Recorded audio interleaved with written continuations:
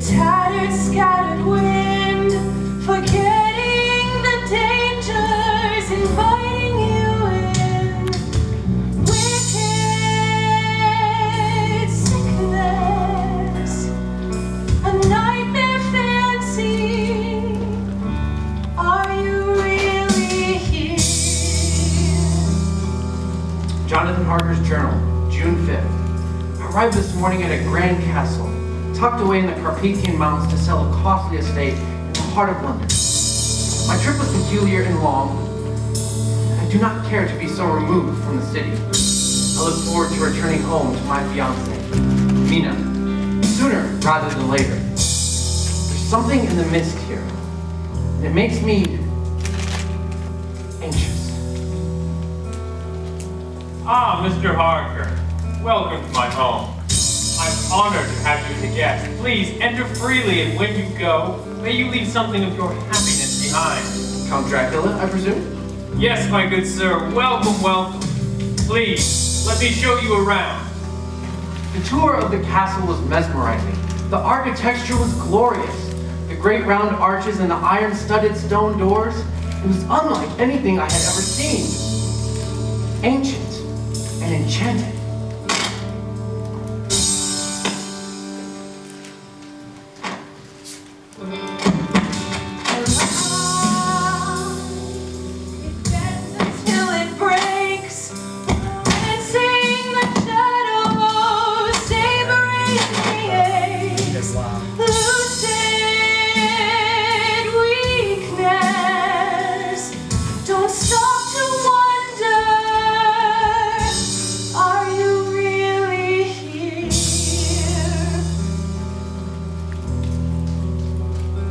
Please, take a seat.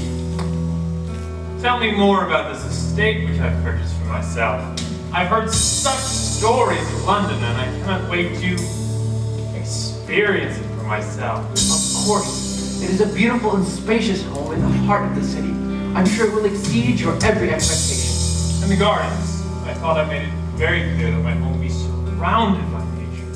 Absolutely. As promised, there's a lovely little garden with flowering trees for you to enjoy. Ah, excellent. I do love the shade and the shadows, Mr. Harker. Do not be alarmed, my good sir. Those are just the children of the night. Their song is beautiful, is it not?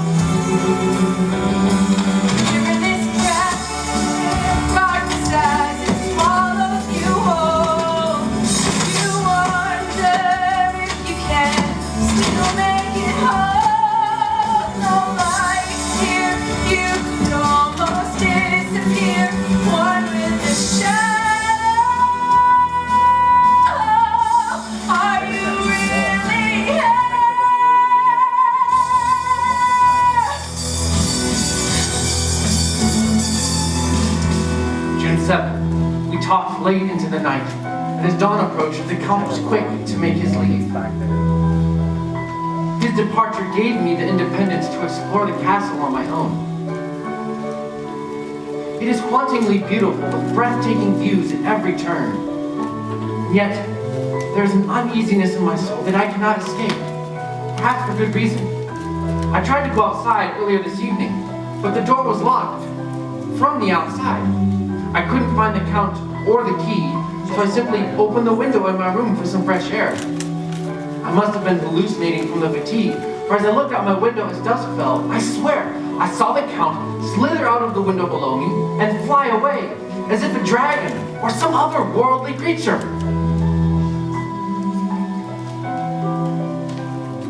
May a prayer be on your lips, the darkness that can't be ignored.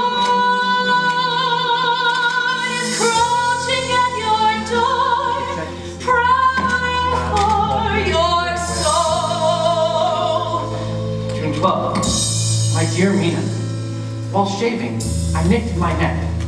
It was nothing concerning, only a little drip of blood, and the Count entered, and at the sight of the small cut, he became enraged. And as I turned to face him, he calmed and removed himself quickly. Perhaps he saw the crucifix and it reminded him to control himself. The cross around my neck Close to my heart is a constant comfort and strength in this strange place. And still, no key for the door. And as polite as the Count may seem, he is insistent on keeping me prisoner here. Dear Mina, I will find a way to return to you. I will turn this castle inside out, find the key, and return to you.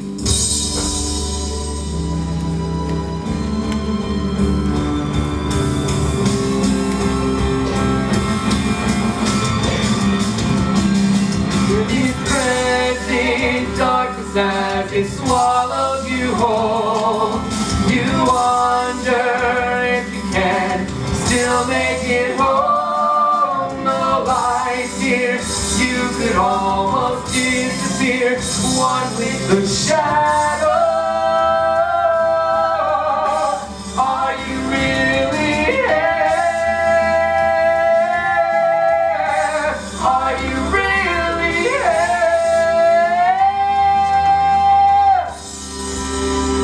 June 30th. Mina, my love, these might be the last words I write. I believe my situation has truly become dire. If the Lord sends death to take me, I pray that he will be swift. The Count is either a psychopath or a demon. I have no interest in finding out which. So I will return to the room with the boxes. I counted 50 in total. Something about them feels sinister. And I believe that is where the key is hidden. So I must swallow my fear and search. Lord, give me courage, for I have none left within me. At least God's mercies are better than the monsters hidden within this castle. I will see you again, Mina. If not in London, then at the pearly gates. No lights here. No lights here. Are you really here?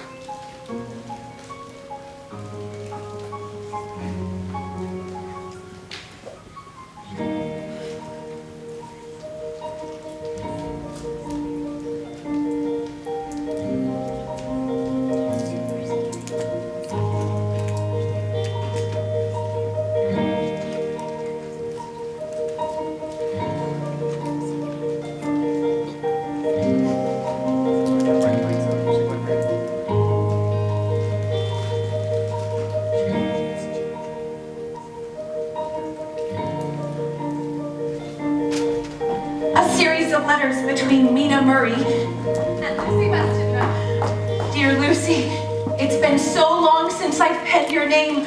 Of course, I have been busy with teaching and spending what little time I have writing to Jonathan. He's been gone over a month now, but I'm trying not to worry. In fact, I'm writing to you to keep my mind from it, even now. My good friend, I heard a rumor about you the other day. A rumor involving a charming and handsome young man.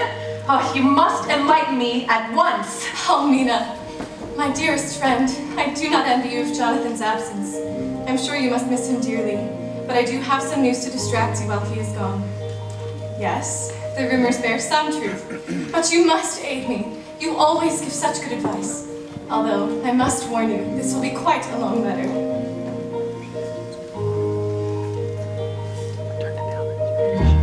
I've been searching, I've been seeking to find the other half of me.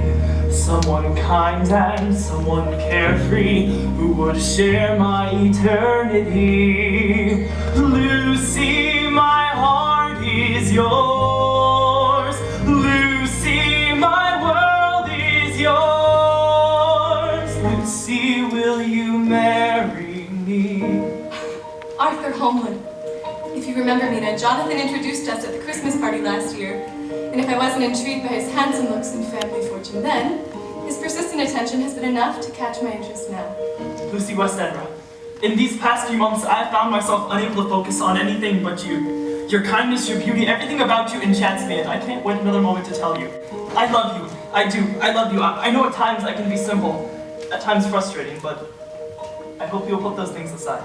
You are also at times affectionate, considerate, and charming. I'll admit, your attention is not unwelcome, Mr. Holmwood. Then, what is your answer? Did you say yes? Oh, please tell me you did. Jonathan knew you two would be the perfect match. Oh, he'll be glad to hear the news when he returns home. I've always wondered what would it be like to be in love, to have and to hold, to love and grow old. I've always wondered when will what I've dreamt of come to be, when I'll find the other half of me. So, is that wedding bells I hear ringing in the distance? It's not quite that simple, Mina. Maybe if only Arthur had proposed, it would be. Wait, are you telling me there was more than one man who proposed to you? It's a bit of a secret, but I've been dying to tell someone. 3! 3 proposals in one day! But you mustn't tell anyone. Except Jonathan, of course. At least, I certainly wouldn't keep any secrets from my fiancé if I had one, which I guess I do now. When is Jonathan coming home anyway? Oh, I expect soon. Although he's never been away on a business trip quite this long, and he hasn't been returning my letters, but look at you changing the topic so slyly. Don't delay. Did you accept Mr. Holmwood? And tell me about the other 2 men. I told you this would be a long letter, so don't skip to the end, Mina, no matter how tempted you may be. Such a beauty, such a treasure, one I've admired for so long. Quite a good match, seems to make sense. Oh, you mean so much to me. Lucy, I care for you. Lucy, will you marry me? Dr. Jack Seward. You know him, don't you, Mina? He's very cool and sensible. He's always been that way since we were children. But I have never considered him as anything more than a friend. Forgive my forwardness, Miss Lucy. I know our friendship has been long and filled with warmth, but I would betray myself not to express that I believe we are meant to be something more.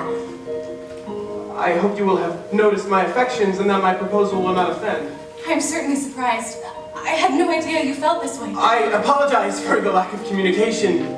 Forgive my intrusion. I'll leave you to your business. Jack, wait! We've always been such good friends. No need to leave in a hurry.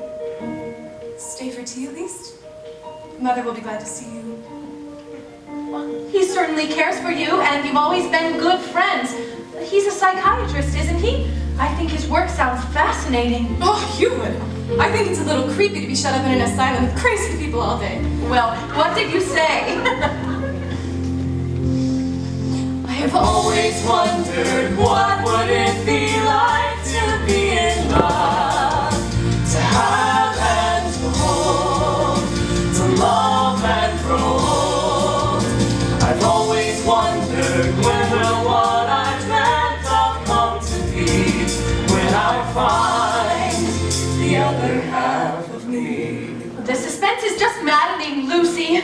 Go on, tell me about the 3rd man. If you insist. You do know Quinn Morris, yes? Well, her brother Peter came to visit as well. What? No, you can't be serious. Oh yes, I'm quite serious. You're an angel, and from heaven, a heavenly giant. You have got it. Mr. Morris, please get up.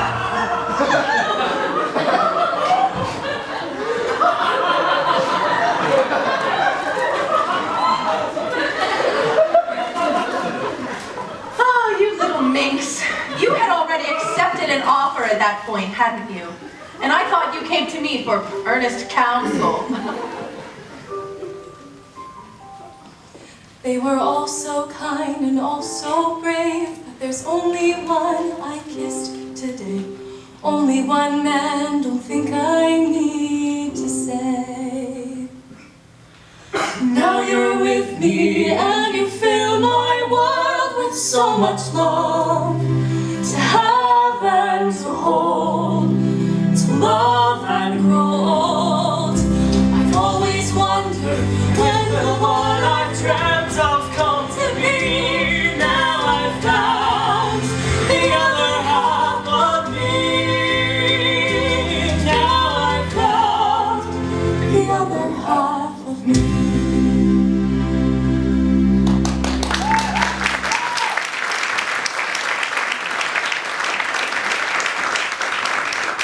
just knew it would be Arthur. I'm so happy for you, Lucy. I should come and visit, don't you think? I only wish Jonathan were here so I could share the news, but he'll be home safe soon enough. I hope.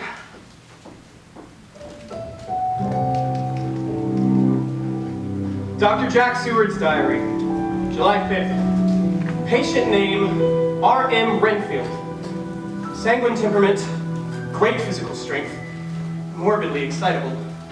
Periods of gloom, ending in some fixed idea which I cannot make out. With God's aid, I'll be enlightened to his condition soon. Any updates on our patient? He has a strange affinity for animals. He refuses to speak of anything else. How was your weekend? Nothing to make note of. Any one animal in particular? Bugs seem to be his current fascination. I heard about Lucy and Arthur. And I'm very happy for them. Oh, well, I'm happy to hear it. But I would prefer to focus on our patient for now, Quinn. Good afternoon, Mr. Renfield. I see you have a collection of flies there. Oh, yes. Are they pets? Not a very sanitary choice. Give me about 3 days with them. Then I shall clear them all out. Well, I suppose, as long as Nurse Morris doesn't object. Just keep them in the jars so they don't get everywhere.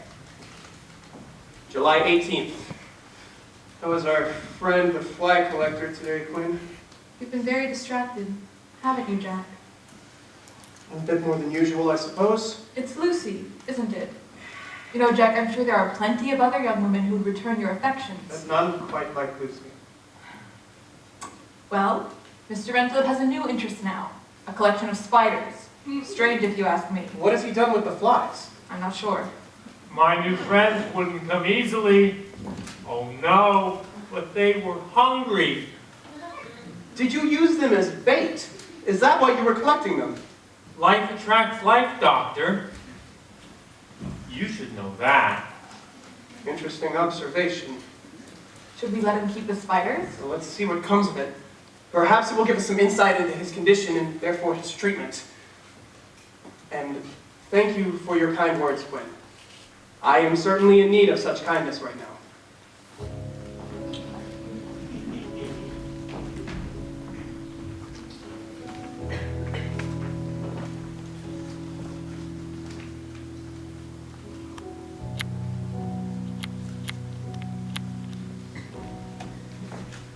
Mina Murray's journal, August 8th. I'm on my way to visit Lucy. It will be so good to spend time with a friend. It has been 2 months now since I last heard from Jonathan, and I am desperate to keep my mind off of it. I know God will keep him safe. He must. But besides that, I found an article in the Daily Graph that has piqued my interest, though I can't explain why exactly. I pasted it here in my journal so I might show Jonathan when he returns home. It is a fascinating tale. There was a storm, ghostly clouds from nowhere. It poured and poured, and the earth shook with the thunder, and the waves went round and raged, crashing over and over again, and in the midst of it all, a ship, the very dead man carried home. There was a strange sound from the sea, a faint, hollow booming that drifted over the small cargo ship called the Demeter. A mist hovered over the water, hugging close to their bones. A mist unlike any other covered their very souls. July 6th. Finished taking in cargo, 50 boxes of earth.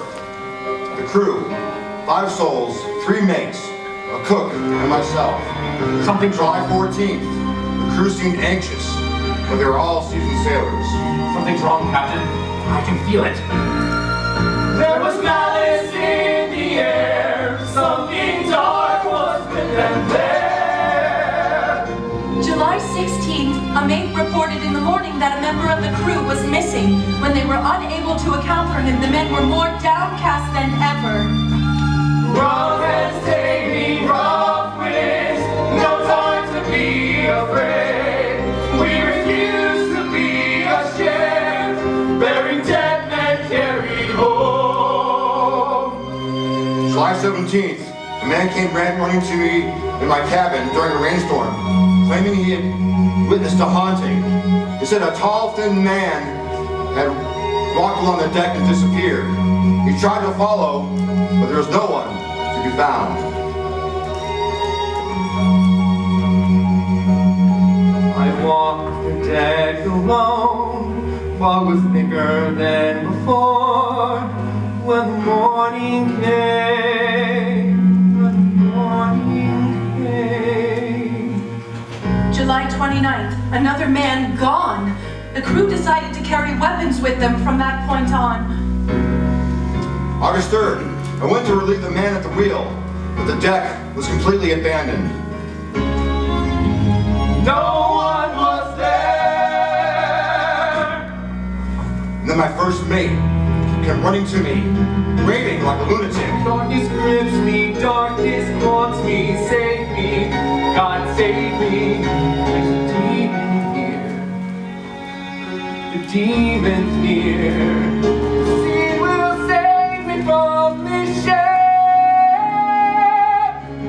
very dead men carried home.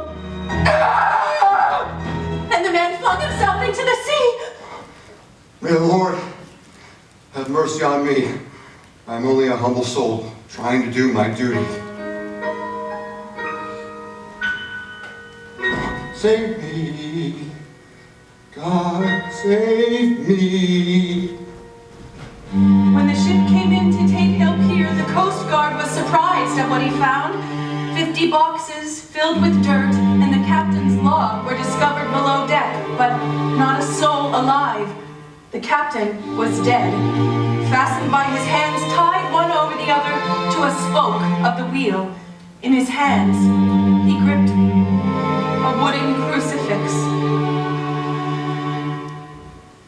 There was a storm, ghostly clouds from nowhere. It poured and poured, and in the midst of it all, a ship carried dead men carried home.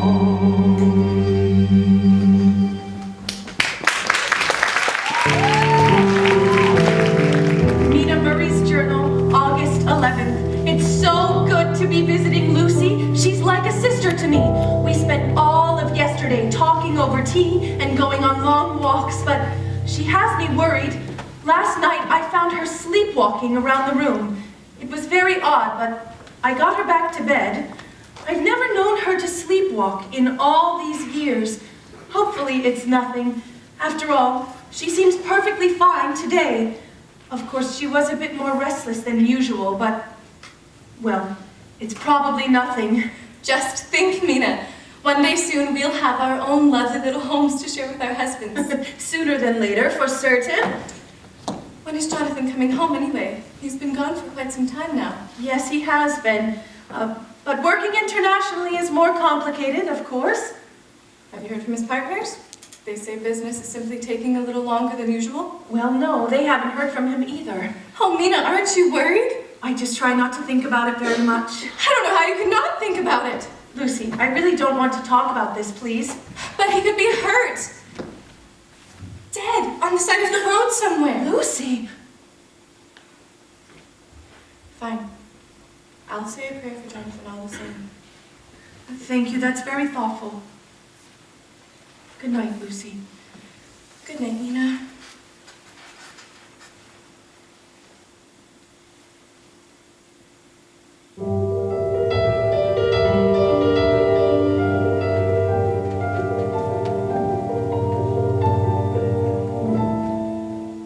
Lucy? Oh, Lucy. She's probably just getting a drink of water, no need to worry. But why is the door open? Lucy, it must be nothing. No need to fret. I won't be afraid. I'm never afraid. She's close now, she can't be far. I won't be afraid. I'm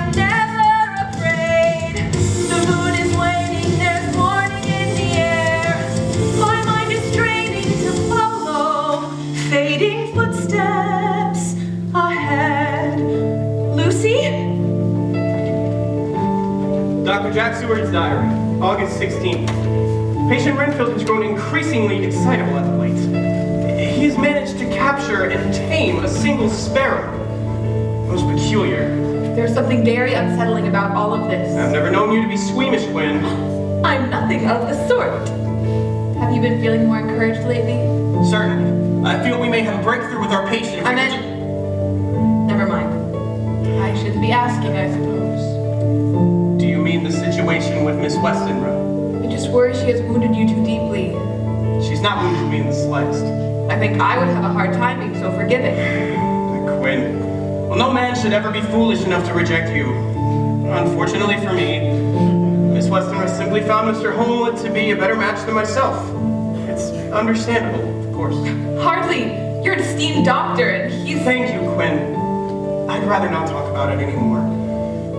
On the bright side, at least the spiders are gone. Yes, but he started collecting flies again. I suspect the spiders are to return as well. Well, let's leave him be for a couple days and see what he's planning. There must be a method to his madness, and I want to see where his antics lead us. We're on the brink of something here, Quinn. This man is a mystery, a curious case. It all seems so grave, sure that this is safe. We're on to something, there's answers coming clear. We must be quick now to follow fading footsteps ahead. We won't give up just yet, no, we won't forget the truth that we know. We can't let it go, won't give up just yet. There are footsteps here, I follow wherever they go.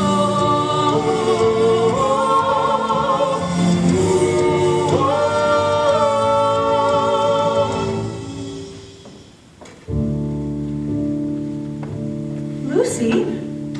Oh, Lucy. Mina? Lucy. Oh, there's a little bit of blood, but I hope I didn't prick you with this pin. Does it hurt? Oh, no. I feel absolutely wonderful. I was just dreaming. A sweet, sweet dream. Mina, I've never seen you look so distraught. Who, me? Oh, Lucy, I'm perfectly fine. Let's get you home, all right? Yes, certainly. Home. I won't give up just yet, no, I won't forget the truth that I know. I can't let it go. We won't give up just yet. There are footsteps here. I follow wherever they go.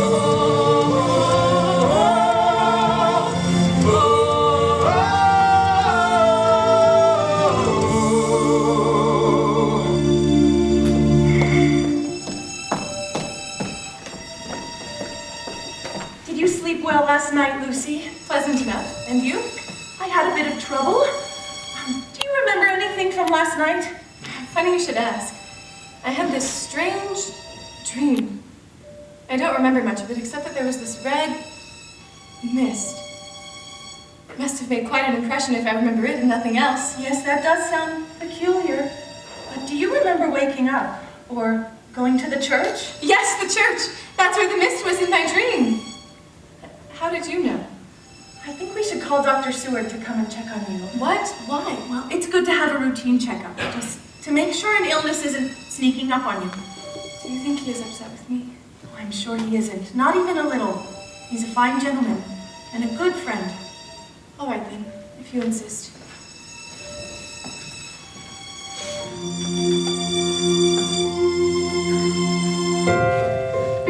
I'm imagining the worst, and I feel like something dear is gone. I'm holding on to the hope that he'd actually somehow move on.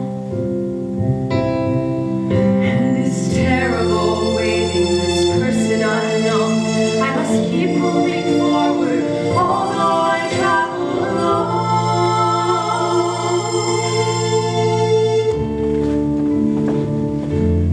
I know you care for Miss Lucy dearly, Miss Murray, but there is nothing wrong with her that I can tell. I know she seems like herself, but something is out of sorts. Call it intuition. She's perfectly healthy by all accounts. Perhaps a bit more restless than usual, but her personality is otherwise unchanged. But the sleepwalking, that's not normal. She's never done that as long as I've known her. Oh, Mina, maybe the wedding has something to do with it. Stress can play a factor in these things. She is not stressed. Either way, nothing can be done. Keep a watch on her, but let's keep the sleepwalking a secret for now. A secret? Well, we would not want to embarrass her in any way, Miss Murray. Please. Yes, of course, if that's what you think is best. Thank you for stopping by. I won't give up just yet, no, I won't forget the truth that I know.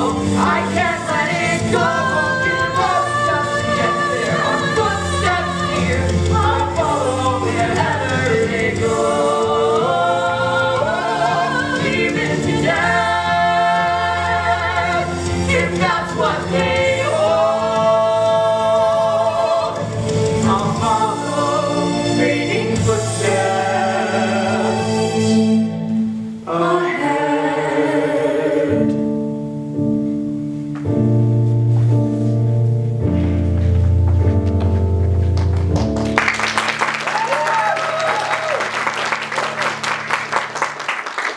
August 17th. Lucy continues to get out of bed at night, and I'm beginning to feel faint looking after her constantly. I can tell Lucy is fading. Something is wrong, and I can't explain it, but no one seems to be able to do anything about it, and no word from Jonathan. Nothing at all. A letter from Mrs. Murray. Yes, that's me. There you go, miss. Thank you. Oh, Jonathan!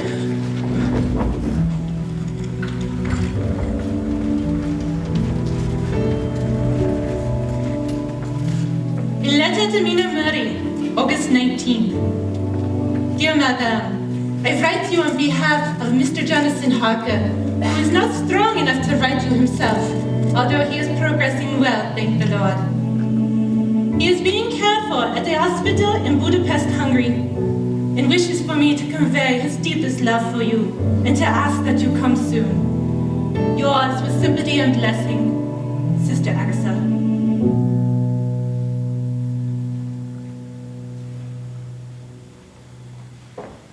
Hello? Hello? Ah, you must be Miss Murray. Yes, where's Jonathan? Is he all right? He is weak, but his health is improving.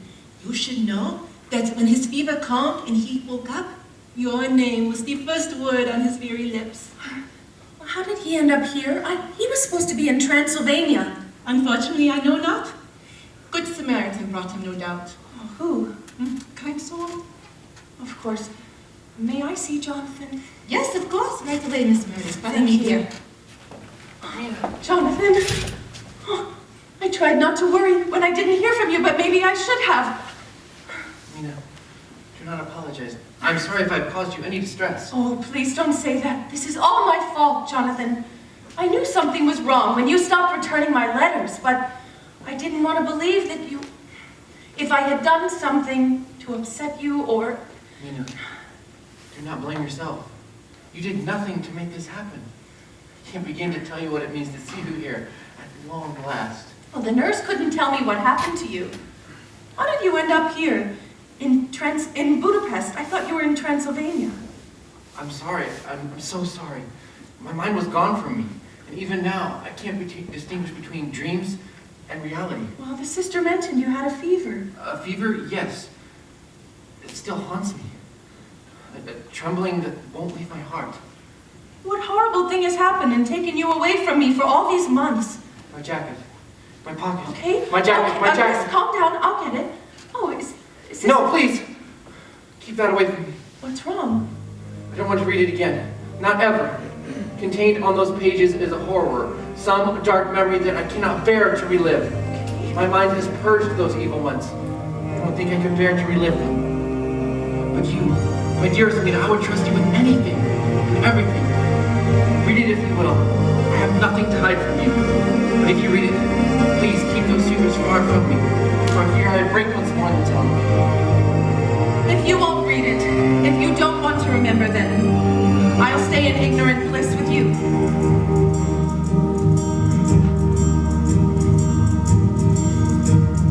Brokenness bleeding, a sigh of relief. Heart that is beating, the despite what it seems. I'm waking to sunlight and anxious to take in the view. A moment of beauty comes like a wave, catches us staring and dares us to wait. But I've had my share of waiting for the glorious new.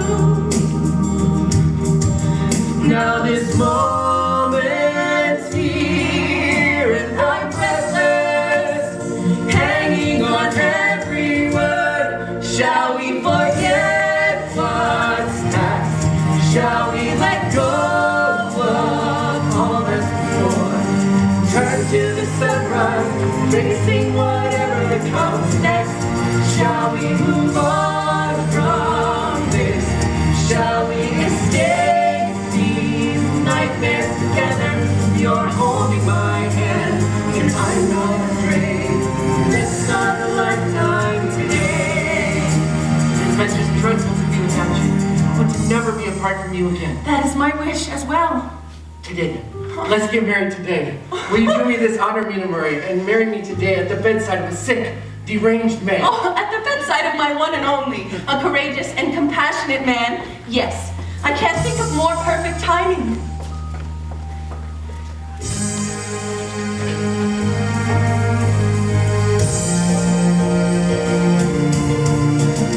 Done with remembering, done with the dark. I'm done with the waiting, I'm ready for this.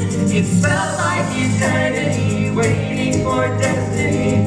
But today, here and now, I'm finding beginnings. If you're saying, shall we forget what's past?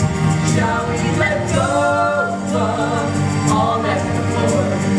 Turn to the sunrise, facing whatever comes next. Shall we move on from this? Shall we escape these nightmares together? You're holding my hand, and I'm not afraid. Let's start a lifetime today. Let's start a lifetime today. Let's start a lifetime today.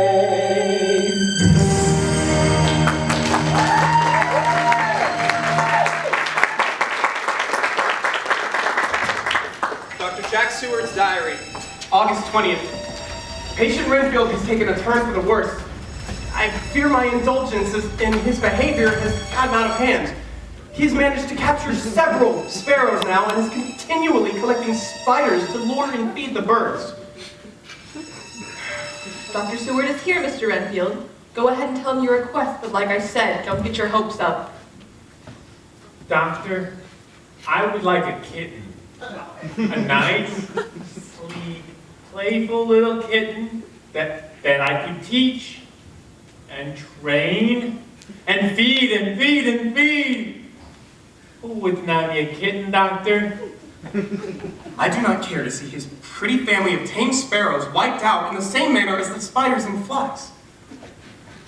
I'm sorry, Mr. Renfield, no cats. No, Doctor, I'll do anything, I swear. I'd say he's displaying undeveloped psychopathic tendencies. I was thinking the same thing. What should be done with him? See how persistent his craving is. Keep a close watch on him. I will. I just hope it doesn't get out of hand. I'm afraid you'll have to prepare yourself for the worst, Gwen. Men like Renfield are not easily satisfied.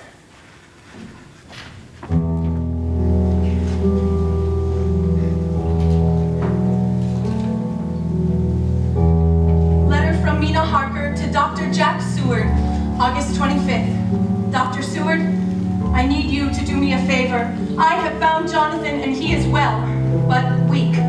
We will not be able to return home as soon as we would like, and I worry about Lucy still. Even after you visited, her condition did not seem to improve. She needs someone to look after her. And while Arthur has all the best intentions, he has not your knowledge. Please check on her at your earliest convenience and send word of her health. Mina Harker.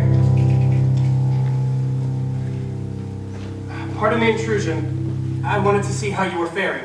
Mina is still worried about me, isn't she? Dr. Seward, what a pleasant surprise. Will you join us all for tea? Madam, I do not wish to intrude. I was simply checking on Miss Lucy's health. That's not needed, Doctor. She is perfectly fine. Maybe a little pale, dear? You should take a walk today.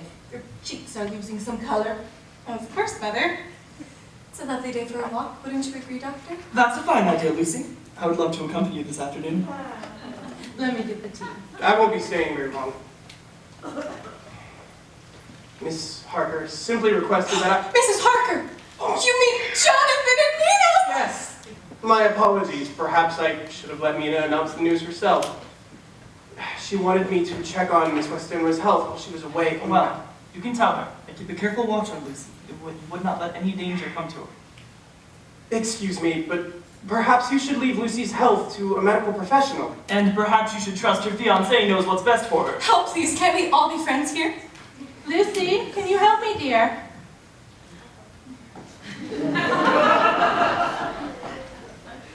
If you would be on your way, Jack. We're about to have tea.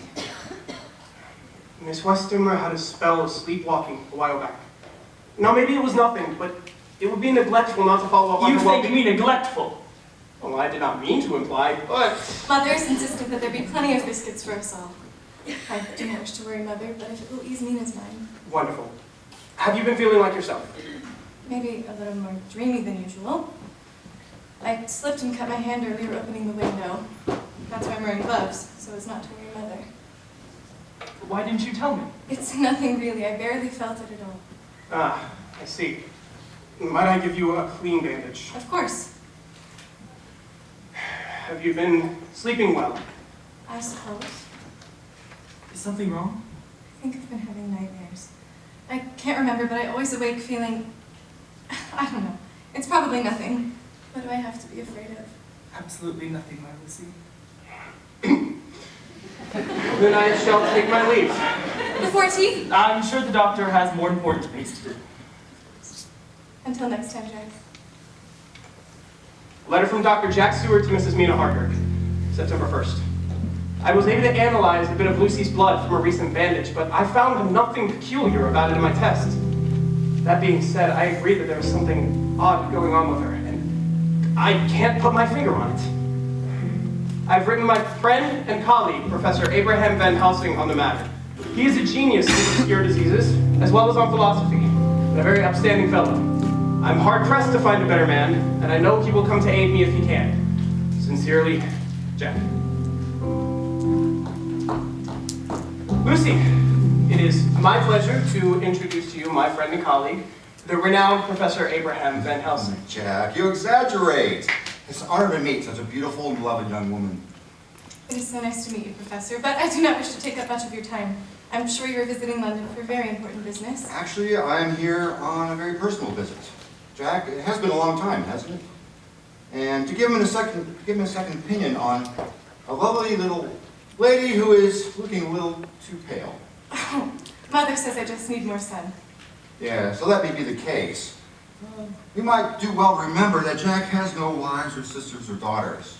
Indeed, what does he know of women at all? It has been a pleasure to meet you, Miss Lucy. Certainly, Doctor. Yes, I see what you mean, Jack. There appears to have been some blood loss, but it can't be all from that little cut. And the test shows she isn't anemic. She says there's no cause. She just needs more sun, but I'm afraid there's a cause for everything, you know. Keep a watchful eye on her and keep me informed of how she's doing. It may well be nothing at all, but I would, she's a sweet girl, and I would hate for those who love her to lose her. Right, of course. Thank you for coming. Anything for a friend. I've concluded to visit Lucy daily, being sure to stay out of Arthur's way as he is there often. September 5th, Lucy is improving. September 6th, she is all but back to her normal self again. September 7th, Van Helsing, Lucy is weak. Please come quickly. Any news from Lucy's fiancé? Well, he knows something is wrong, but I haven't known what to tell him. Yes, it might be for the best, I suppose. You are always a careful student, Jack. I pray you keep in mind that truth is better than memory. What we hold to be true must be put above our feelings. But of course, I take my oaths as a doctor very seriously, Van Helsing. Then shall we check in, Miss Lucy? Oh, doctor! You're here again. Oh, now's not a good time. Lucy's resting. We must check on her health, Mrs. Westenra. Please, just for a moment. Oh, I hate to bother her when she's sleeping. Please, do us this one grace, Mrs. Westbrook, for Lucy's sake. All right, then. One moment. Please, don't disturb her too long.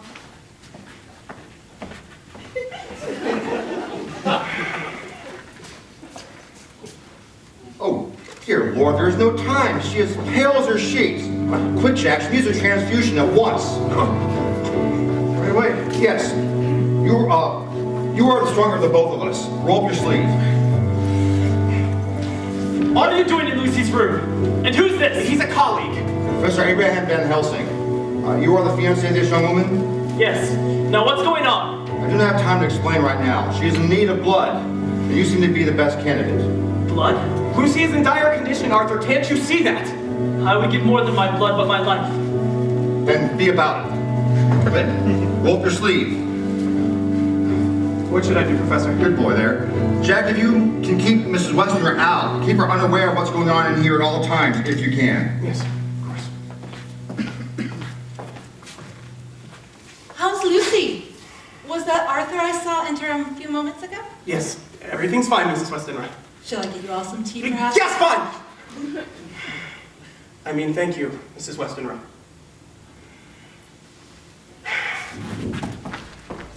It's all right, Mrs. Lucy. Things are going to be all right. Do you have some tonic, Jack? Yes, yes. Here's some tonic to help you sleep through the transfusion.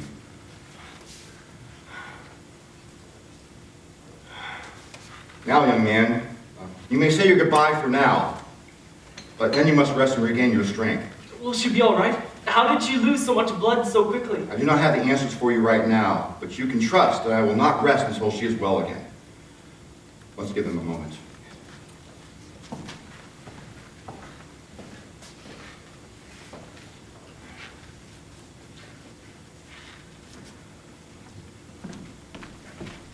I'm trusting you have only Lucy's best interest at heart. Of course. Then I'll get out of your way. For now. But do not delay to inform me if her condition changes. Quick, Jack, we must be quick.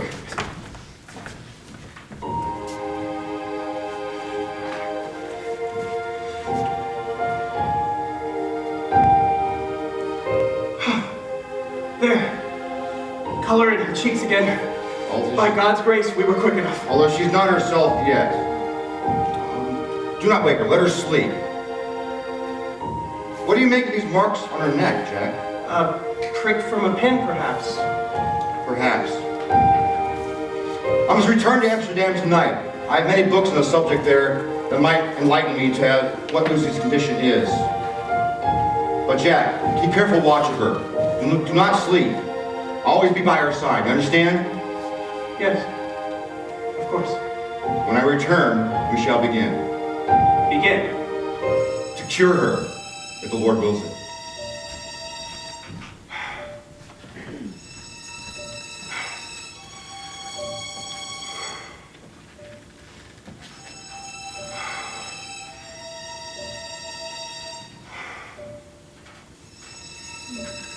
Lucy Westenra's diary, September 13th.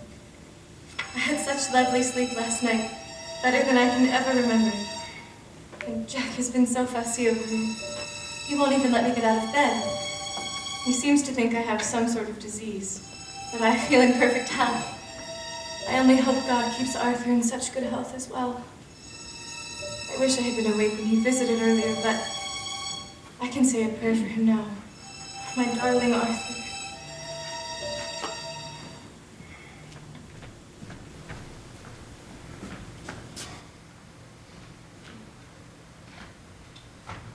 Good heavens!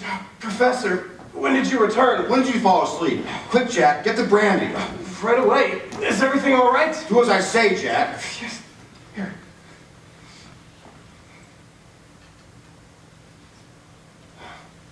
Ah! It's too late, and there's no use. She is fading. We need A transfusion? Transfusion. I'll Yes. call Arthur at once. Yes. She is fading. She's slipping force. Do as I say. What will we tell Arthur? I'm taking his place, am I not? You're serving your friend. There's nothing more than that. It's not? Jack, my good man, you always put yourself before others. That's what makes you such a great doctor. Despite what has passed between you, Arthur, and Miss Lucy, you've always pushed your personal feelings aside for the sake of others, and that's a very noble thing. Having said that, the fright of knowing how close Lucy was to death might be too much for Arthur to handle right now, regardless of whose blood has revived her. There. Her color is returning. I think we were fast enough, Jack. Jack, you must rest and get some sleep. We took a lot more blood from you than we did from Arthur. Send your angels down, keep your spirit near, fight what I can see. Send your angels down, make me more aware, make my heart believe. Send your angels down, guard her from the dark. Put your hand on her heart. Send your angels down. Send your angels down. Send your angels down. It is to find myself with so much love, so many faithful friends to keep me company. Send your angels down. Every time that I wake up, the dream continues on, and it's beautiful. It's beautiful. She's beautiful. It's beautiful.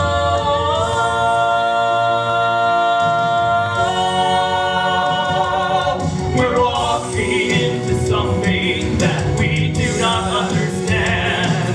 We're facing down a mystery. God, we need to see your plan.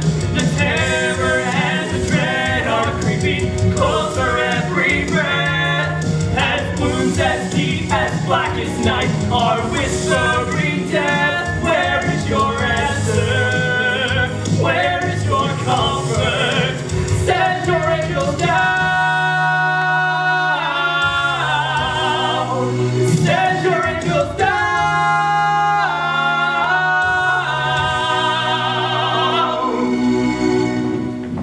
Send your angels down, reveal to us your will, guide us as we fight to understand. Send your angels down. Send your angels now.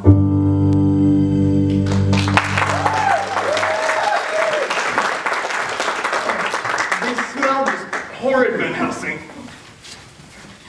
I think they are beautiful. A gift for you, Miss Lucy. Oh, how kind. Everywhere, Jack. You must put them around the bed, around the window, everywhere. Professor, you are playing a joke. These are common garlic flowers. Do not doubt my intentions, Miss Lucy. This is no game. You must not play with these flowers or dispose of them. Promise me. Promise, Professor. I do not mean to startle you, but Jack, how about some flowers for her hair? I'd like that. Thank you so much for all of the kindness you've shown me, though it is a big fuss over nothing. What a blessing to have such wonderful friends as the two of you. Blessing indeed, Miss Lucy. Rest well. And Jack, I believe we need rest as well, because we are both in need. Do you think she will be all right? We must keep her under the watchful eye of the Lord's angels. And we must trust God to guard her soul tonight.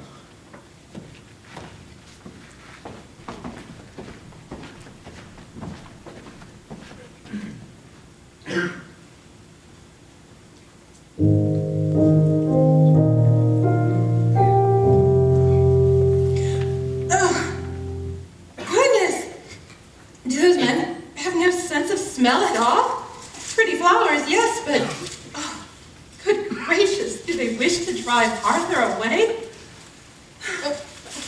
Good morning, Mother. Oh, Lucy! You look so bright and well this morning. I feel so much better. Those are miracle flowers after all, it seems. And now that they've done their work, off they go. But Professor Van Helsing But said... you're so much better, my dear. Look in the mirror. I would say that you could even go to the veranda for some breakfast today. Oh, I would just love that. I've been stuck in this room for so long. Then breakfast it is, and then back to bed so the doctor won't get too fussy. Miss Westenra, good morning. Oh, Professor, you'll be so happy to see Lucy this morning. She's all better. Bright as rain, as they would say, and no more of that ghastly smell. I think a more fragrant bloom would be better next time. She does love lilies, you know. What do you mean, Mrs. Westenra? You men really have no sense of smell, do you? Oh, dear Lord. That woman, for the good she wanted to do, she's undone everything. Well, we can just get more flowers, can't we? That'll do the trick. Mrs. Westenra said she was feeling better. Better. Bah, that devilish woman has put her daughter at death's door yet again. Another transfusion is required. Help me, Jax.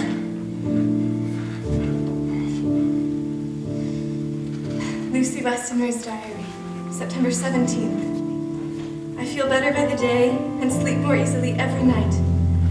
Ever since Professor Van Helsing came, I haven't had any bad dreams. Not one. Miracle flowers, indeed.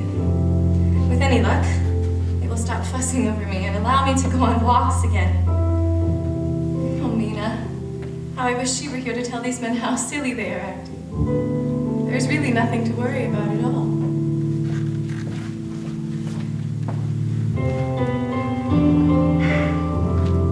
Dr. Jack Seward's diary, September 18th.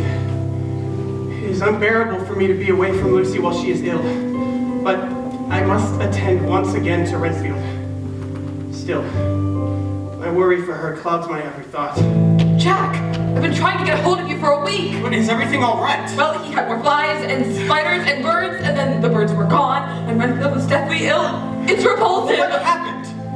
He ate them. The birds he was saving for the cat, he ate them, feathers and all. Where is he now?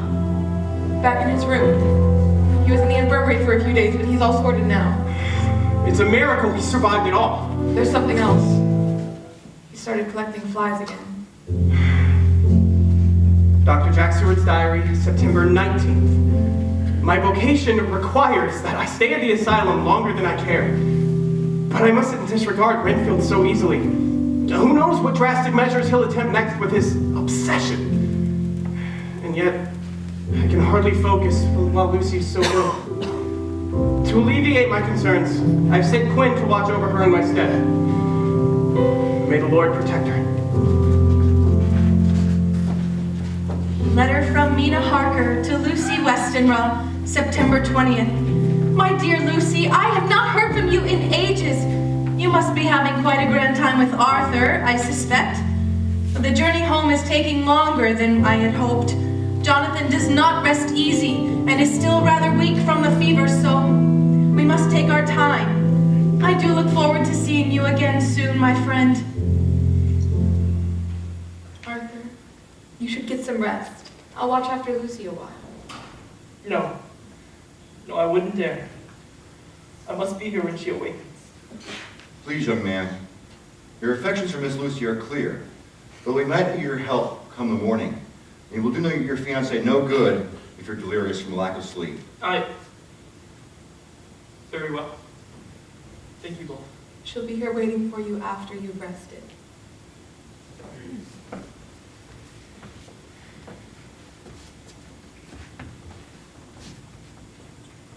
Of course.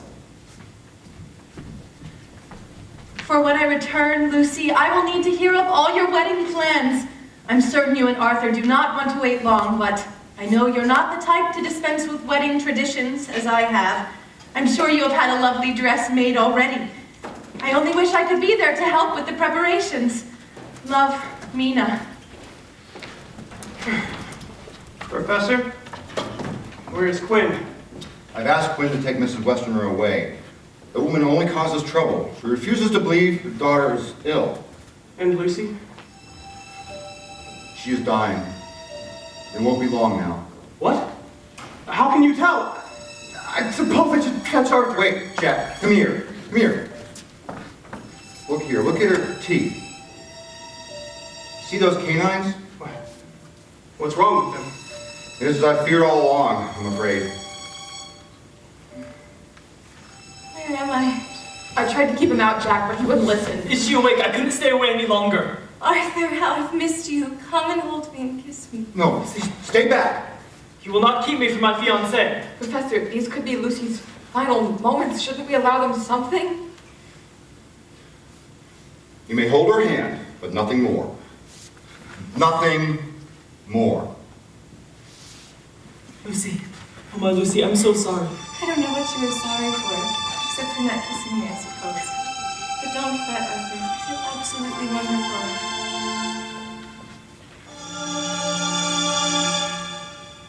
Everything's fine, everything's alright. You don't need to worry about a thing. Everything's good, everything's kind. I promise you that I'm not going to die. For all that you've done, I am so grateful. Be careful not to overwork yourself. I'm fine.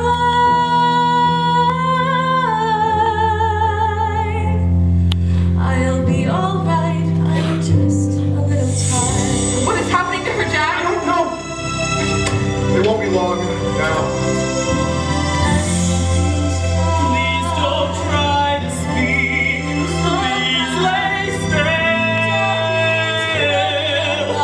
Doctor, is there nothing we can do? What will come next? She looks so clear. I'm so Lucy, stay with me. I promise you I'm not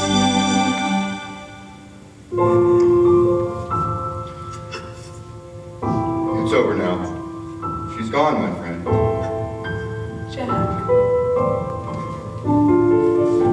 Clean if you would.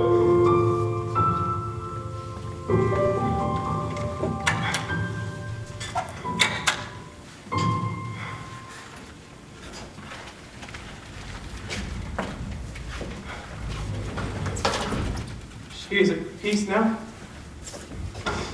I suppose there's some small comfort in that. This is only the beginning, I'm afraid.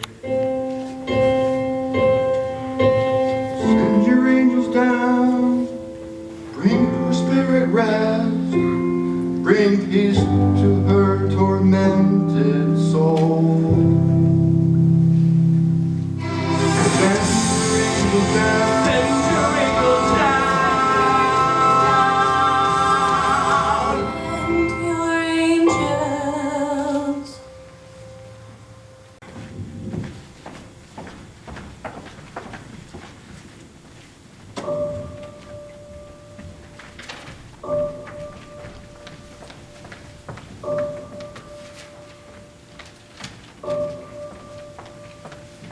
The Westminster Gazette, September 25th. Over the past 2 or 3 days, children have been straying from their homes, some never to return. In all cases, the children were too young to give any intelligible account of themselves or where they had been. They disappear late at night and remain unfound until after sunrise the next morning. Children have been seen imitating a young woman, dressed in a burial gown. They say she is very beautiful, calling her the bloofer lady.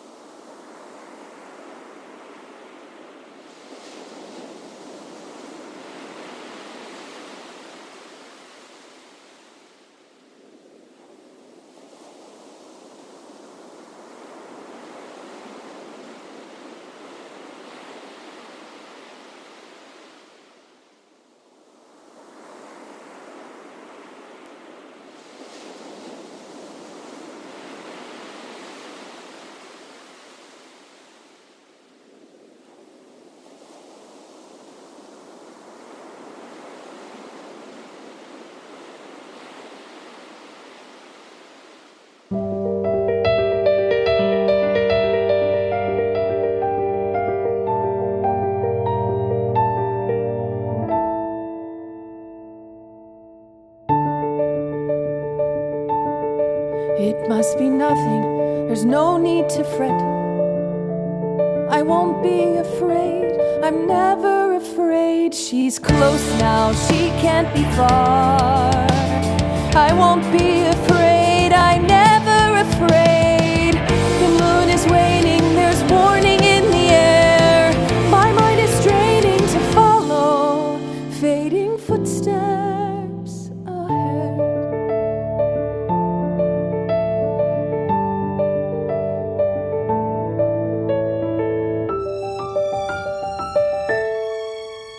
This man is a mystery, a curious case. It all seems so brave. Are you sure that this is safe? We're on to something, there's answers coming clear. We must be quick now to follow fading footsteps ahead. We won't give up just yet, no, we won't forget the truth that we know. We can't let it go, won't give up just yet. There are footsteps here, we'll follow wherever they go.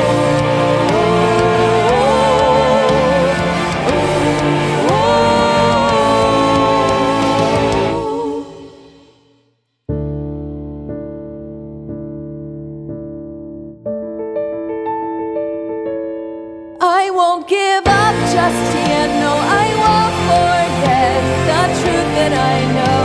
I can't let it go. We won't give up just yet. There are footsteps here, we'll follow wherever they go.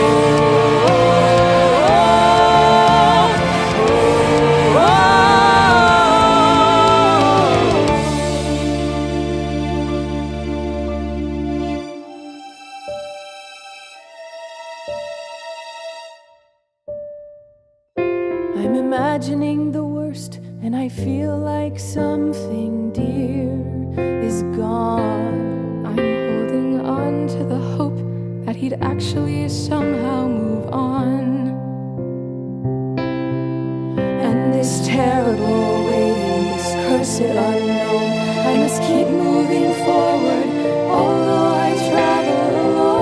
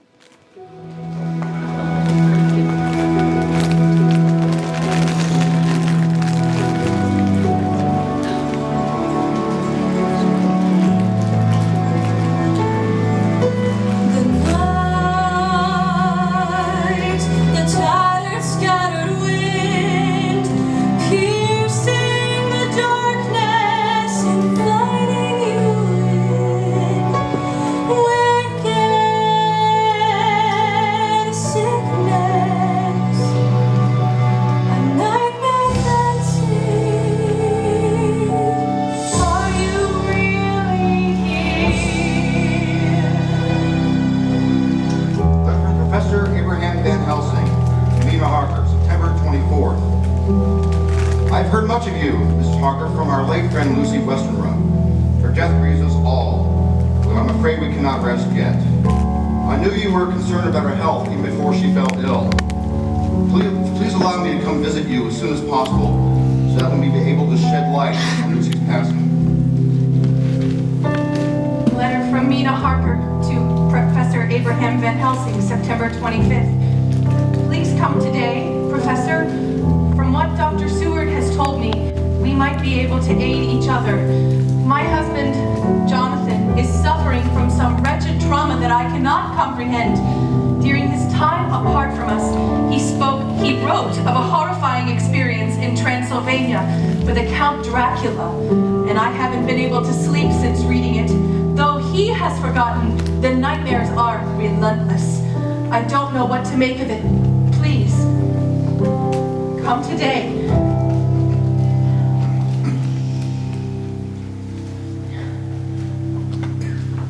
Mrs. Harker? Professor Van Helsing. At your service. I come on account of the dead. I must apologize because I've learned much already through the act of prying into your personal correspondence. Your letters to Mrs. Westwood. Yes, we were close. But you do not come to give your condolences. I believe I might be able to aid in your investigation of what ailed her. Excellent. Do you possess a good memory for facts and details? I know it's not always so with young ladies. I possess more than that, Professor. I've kept an account of it all here. Every detail concerning Lucy. Oh, you brilliant woman! I must say this is more than I dared hope for. Oh, but I'm afraid I'm not really good at reading shorthand. But that's all right. I've typed it out as well. I couldn't help myself. Lucy has been lingering across my every waking thoughts, and I needed some sort of distraction. I must say, you're doing quite well, Mrs. Harker. Thank you, Professor. And you say this has been a distraction? I'm sorry you and Jonathan cannot attend the funeral, but the service needed to be performed quickly. Yes, of course. I understand that entirely. But please read over my notes. I'll order us lunch. No lights here, you could almost disappear, white with the shadows. Are you really here?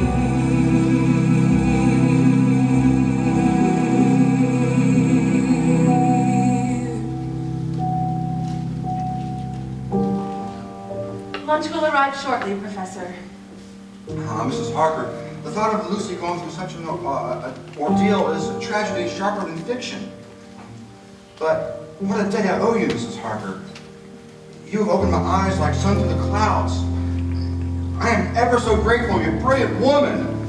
There are many darknesses in life, but there are also lights, and you, madam, are one of the lights. Professor, you praise me too much. I dare say not, Mrs. Harker. I have met many men and women in my life. I know well the signs of those who follow the Lord. By day, by hour, and minute. You have written here with the brilliance of the angels themselves. Now, tell me of your husband. I fear you might think him a madman, but you must not laugh at his strange account. I assure you, Mrs. Harker, this is no laughing matter. My reasons for being here are strange enough. And I try to keep an open mind because it's the strangest things, the extraordinary things that require faith to believe. Then please read this. Read this and tell me what you make of it. I will, Mrs. Harker. And might I encourage you, when you're up to it, to visit Miss Lucy? At the cemetery? Yes. I don't mean to wish you pain, but you need the freedom to grieve.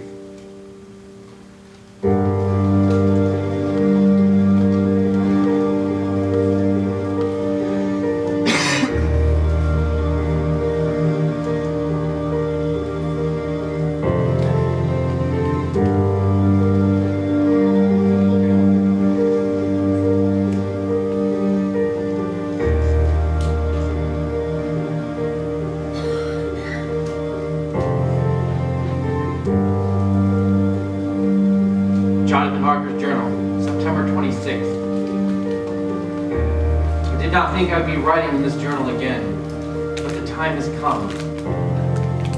Mina has told me of Professor Van Helsing's visit and his thoughts on the contents of my journal. He has given me a revelation.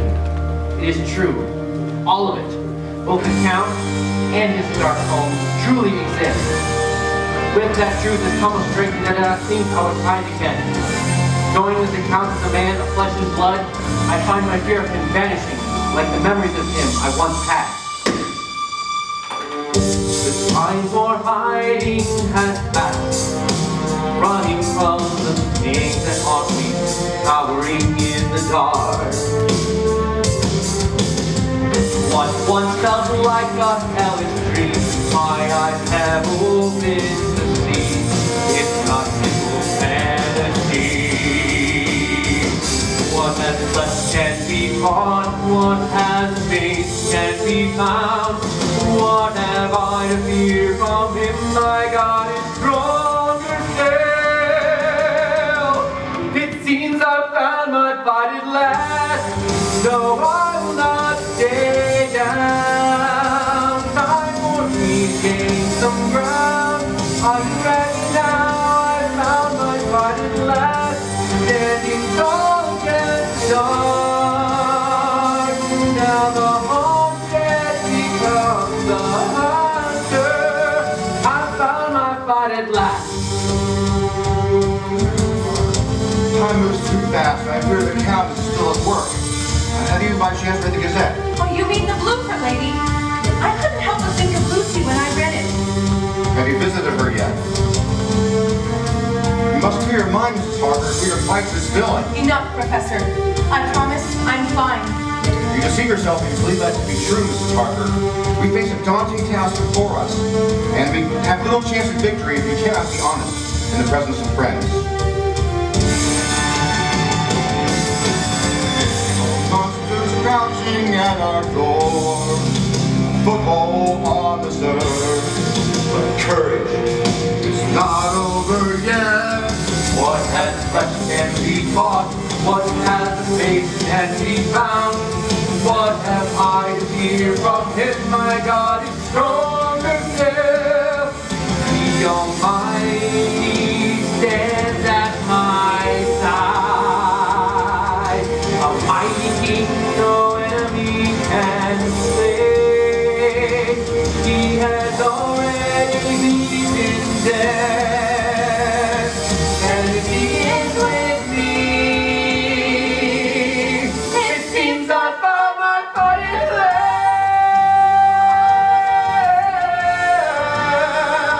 Time for me to gain some ground. I'm ready now, I found my fight at last.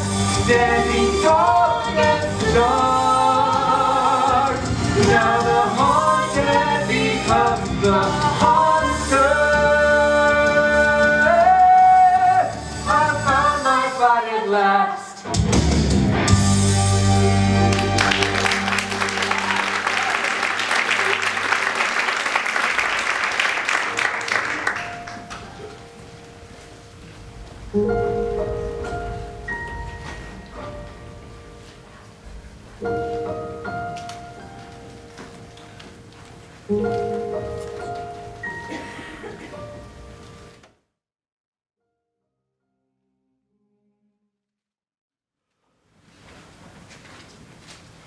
Did I fail her, Quinn? Oh, of course not, Jack. You're the most diligent man I've ever met. She would not want you to blame yourself. I can't help it. You did everything you knew to do. And yet it still wasn't enough. Arthur, how have you been? Must you be everywhere? I do not wish to intrude. Lucy was his friend too. He has every right to be here as you do. Not everywhere. Arthur, must we do this now? Now? When I stand at the grave of my fiancée and you stand in the arms of another woman? How dare you doubt the depth of my affection for Miss Lucy? And yet, she chose me. I'm the one who lost the most out of any of us. You have no idea. You got to say goodbye. To hold her while I had to stand and watch and do nothing. There was nothing else you needed to do. Just because she chose you does not mean you loved her more than I.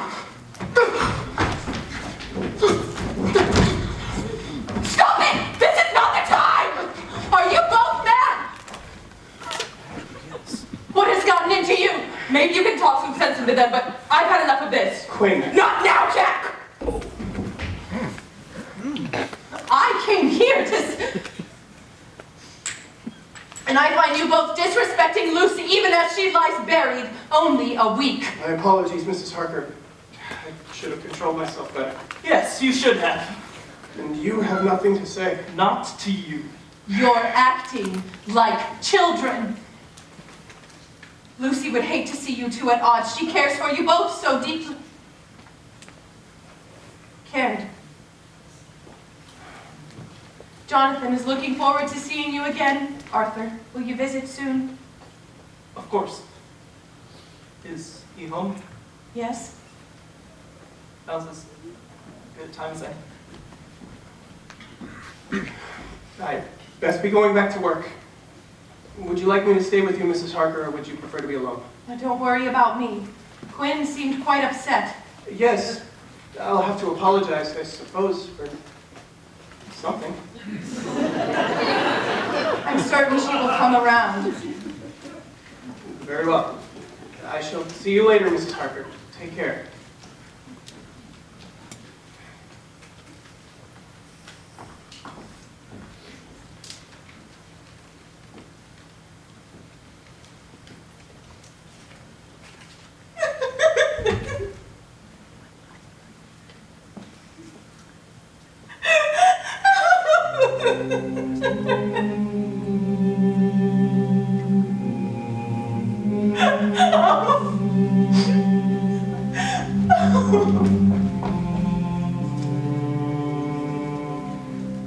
Dr. Jack Seward's diary, September 27th. Professor Van Helsing has requested that Arthur, Quinn, and myself return to the cemetery tonight, although he will not say why.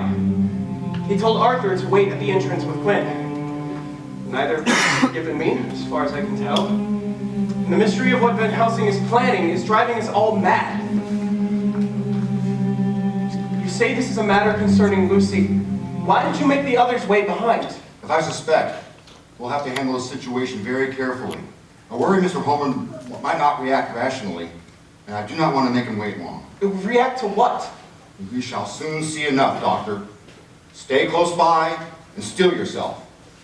Very well. Lucy! What kind of trickery is this? Be quiet, Jack. We have more danger in this moment than ever before. Lucy! Dear Lord! Stop, Jack. Stay back. That is not the Lucy we knew. Clearly! How is this possible? Jack! She's been taken. Corrupted. Her soul's been corrupted. Enslaved to the Dark One. Corrupted? How? I do not have time to explain right now. We have to face the situation at hand. We are in terrible danger, my friend. Come, Jack. I've missed you. But it seems so much like her. Stay back, demon! Jack, I only want us to be together as we were meant to be. Now there is no one. In the name of the Lord Jesus Christ, I command you to stay back! He refused to. Jack, is that Lucy. Let me go! Let me go to my fiancée! That woman in the forest is not Lucy! How could it be her? We buried her, remember? But that is her. I would know her face anywhere. You cannot deceive me! Arthur, come to me. We can be together forever.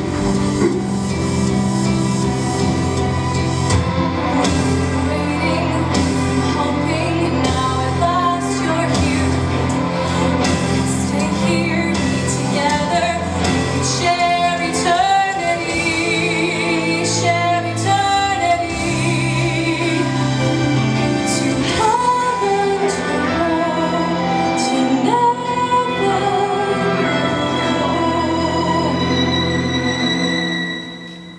Lucy.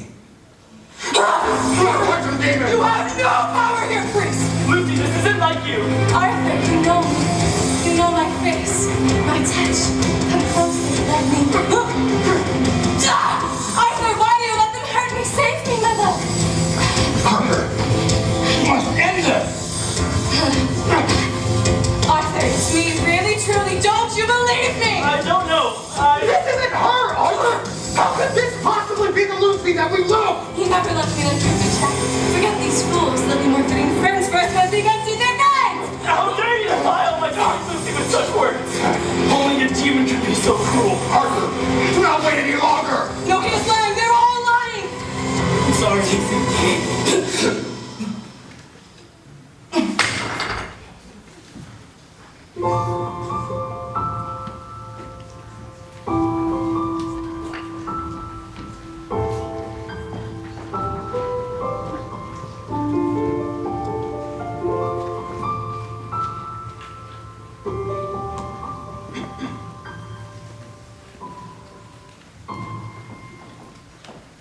Telegram to Van Helsing, September 28th. Anxious for news. Please come as soon as possible. Mina. Tell me what happened exactly. You said there was a connection between Lucy and the bloofer lady. Wasn't that why you went to the cemetery? I would not dare burden you with the dreadful tale. It's too awful to speak aloud. Well, wish it or not, you must tell me You must tell me what's going on. Mina, none of us know what to tell you. Except for Professor Van Helsing, maybe, and he has scarcely given us any information as it is. I do think we need some answers, Abraham. What was that thing? Where to begin? Know that what I will share with you young people tonight is both a terrible mystery that defies explanation and the cold situation that we face. But your minds will resist the facts. Believe me that when I say to you, it is with despairing certainty that I share these things with you. Not to frighten you, but rather so that we shall be prepared for what comes ahead. You understand? Whatever it is, we must know the truth. Very well then, it's decided. Lucy was struck with a vile sickness, though perhaps curse might be a more fitting term. She was bitten by a creature of darkness, and as the infection grew, she experienced euphoria, bliss, while all the while her body grew weaker and weaker. It is the insidious nature of her enemy that one often feels better, not worse, as the disease takes hold, until it is too late. What about the transfusions? They only prolonged her transformation, but they were not able to cure her. Our lifeblood cannot sustain another in this case, unfortunately. In the end, Lucy it was not in our power to save her. She did not fight, she did not even believe herself to be ill. And so we lost her. Lost her to what? A creature of the night, the undead as they are called. She spoke of emptying veins. Did she mean? As tasteful as that is, the drinking of blood seems to be foundational for these monsters. Who would do such a thing to my sweet Lucy? Dracula. Dracula? The name means son of the dragon. He's a creature as old as time itself, and vile as the devil himself. I thought him only to be a myth, but it looks like we'll have to face the situation that's in front of us. This monster sounds like a child's nightmare. How can it be real, any of this? I have seen it myself. Believe me, he is as real as I am. Then we are lost.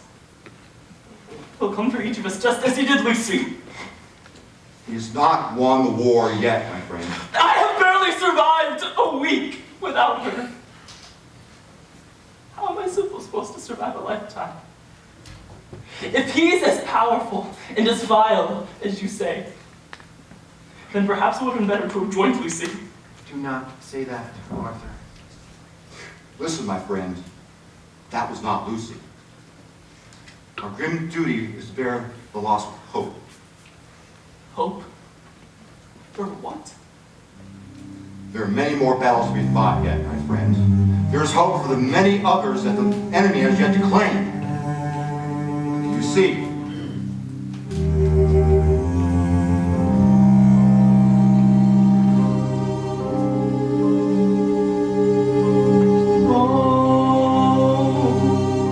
it's been so long since I've thought of hope. It's been so long since I've had a reason to live. I left my reason dead there on the ground. Now malice comes, it's taking hold, sinks its teeth beneath my find myself undone. The rage, the ache, this bitter suffering, this heart in brokenness is burning to be free. And I'm still here, still calling, asking why? Why does darkness never die?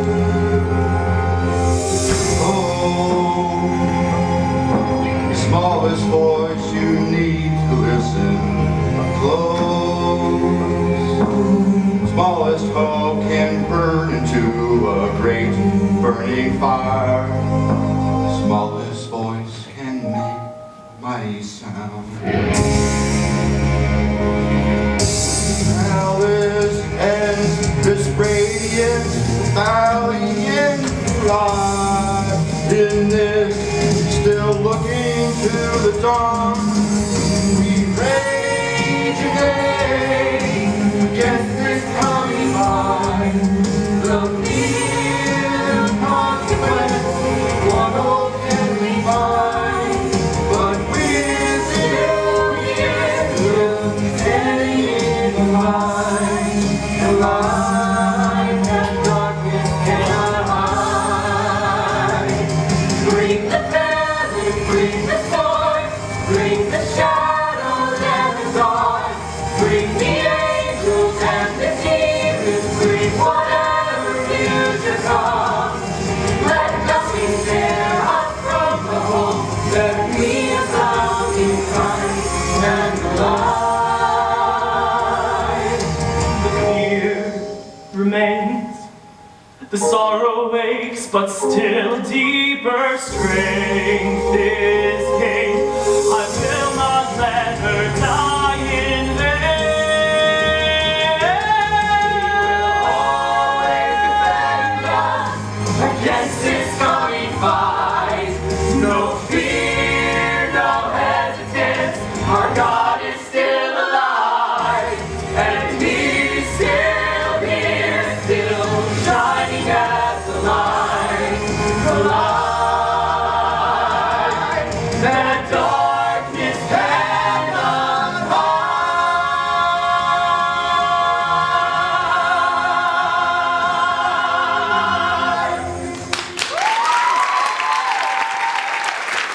Jonathan and I have been doing some research after our conversation a few days ago, and I believe we found something interesting. In my journal, I spoke of a room in Dracula's castle with 50 boxes, each filled with earth. And a few months ago, I read an article of the Demeter, the ghost ship. Do any of you remember that? I think so.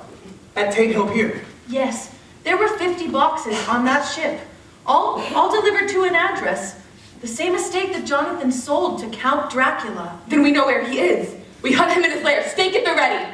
It's not that simple. These boxes no doubt contain a bit of Dracula's soul in each and every one of them. He's untouchable as long as they exist. And if we kill him, he'll just rise up again until all the boxes are destroyed. And I doubt that he would be as foolish as to keep the boxes all in one place. Then we will track them down, one by one. A daunting task, but one we must face with all courage. For Christ's sake. And for Lucy.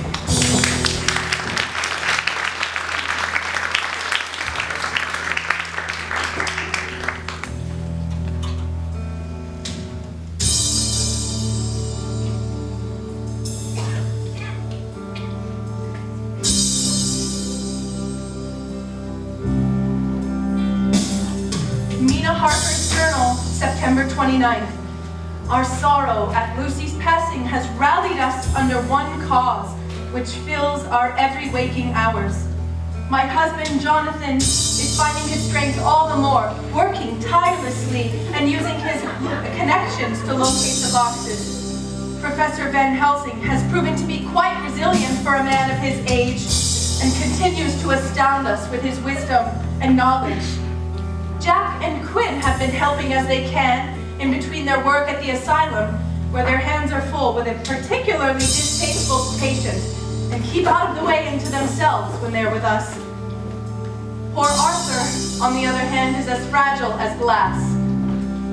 One moment, he is fiery passion, eager to avenge Lucy, and the next, he's curled up, sobbing. I fear I don't know how to help him as he deserves. As for myself, I grow all the more eager to face this Count Dracula and send him back to hell where he belongs. We have several possible locations, although who knows what we will find there.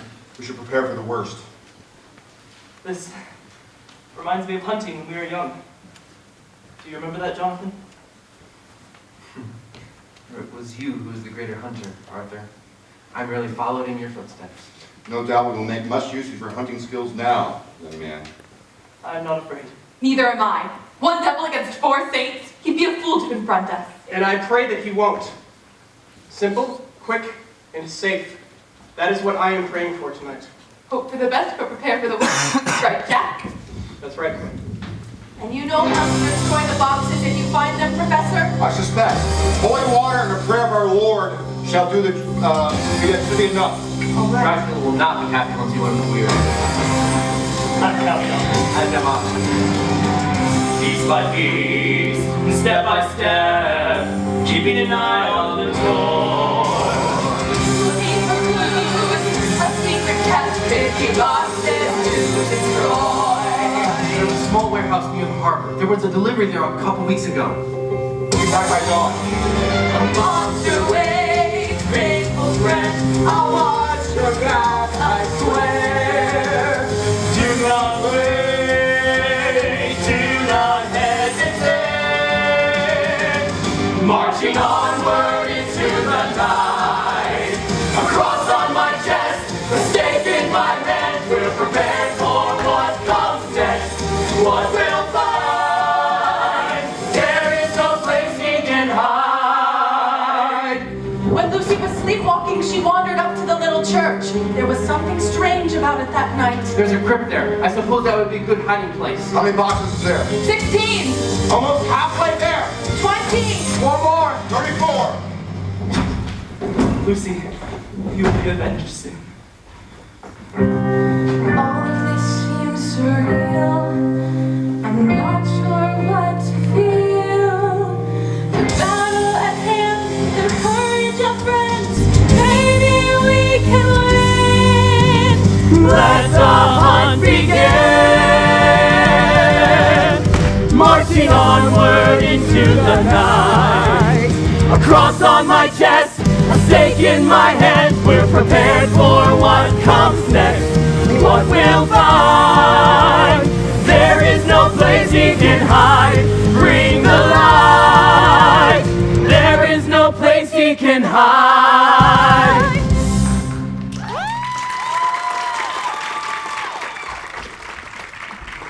And after the raid from last night, we're up to 41 boxes found and destroyed. Some of the boxes must be kept in Dracula's estate here in London, but the house is for sale once again. Have we missed our chance? No, we must rest, and then we can see what we can find. Yes, very well. We've been searching for the better part of a week. I know you all must be exhausted. I'm not sure how much rest I'll be able to get.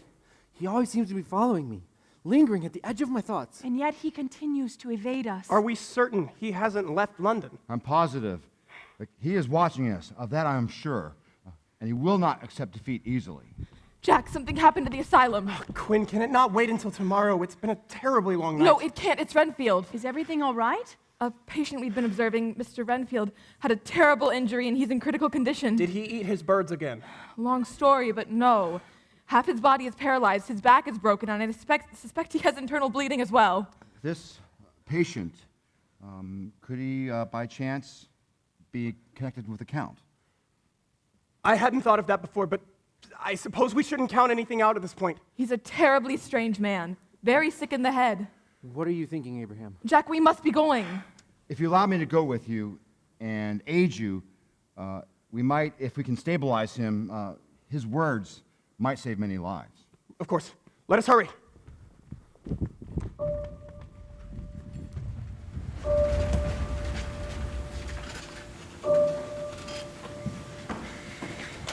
Dr. Jack Stewart's diary, October 2nd. Renfield is no longer in critical condition. Although I cannot guarantee the state of his health for much longer. We wait for him to awaken. He is waking, but he has lost a lot of blood. I doubt he has long. Long, dark. What is it? He's usually not so unsound. Doctor? Dr. Jack? Yes, Mr. Renfield, I'm here. What has happened to me? You were hemorrhaging from a terrible fall, and we had to operate to stop the bleeding. No. The dream has left me frozen. I cannot move but an inch. A dream? Tell us of this dream immediately. Whose voice is that? Renfield, this is Professor Abraham Van Helsing. He's here to help. Oh, of course. I had hoped it would be dear Mina. What? How do you know that name? There's no time, Quentin. Your dream, Mr. Renfield, please.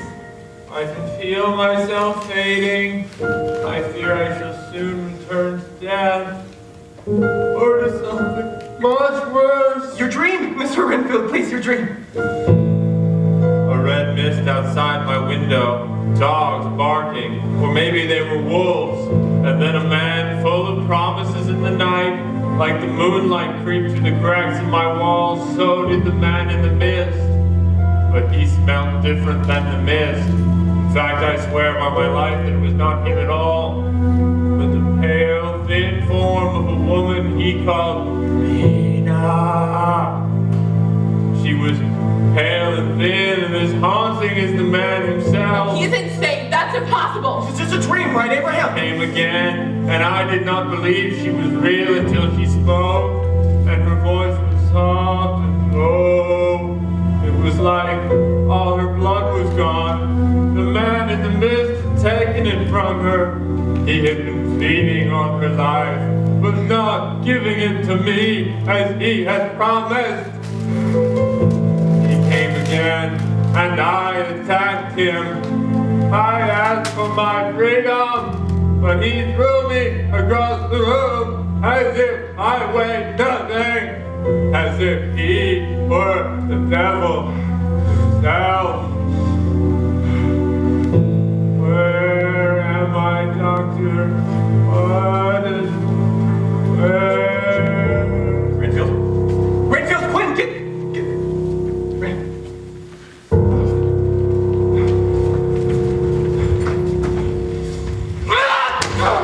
Let's return to your heart residence at once. Abraham, my patient! At once, Jack, or shall we lose another? But it was only a dream. Mina is all right, isn't she? I pray she is, but I fear we will discover otherwise.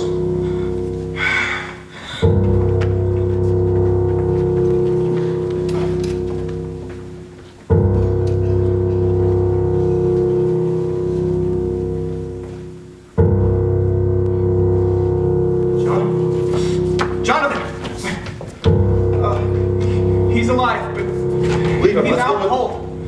Leave him. Let's go to Mina. Find her. Where is she? Mina? Mina? Mina? Mina. Jack, what are we going to do? Taken. Keep trying to find her. No, Mina! Let's get him. Come on. Do you think Dracula? I don't know, Quinn. I don't know. Check the bedroom. The bedroom. Here. You have been very busy, but so have I. Let her go! Careful, little nurse. I have given Mina a gift, but I could just as easily give her pain. She thought herself safe, the best of you all, but none of you are safe. Not even dear Mina. And now she is mine. Back, you devil! In the name of our Lord Jesus Christ, I command you to release her! As you wish, priest. Until we meet again.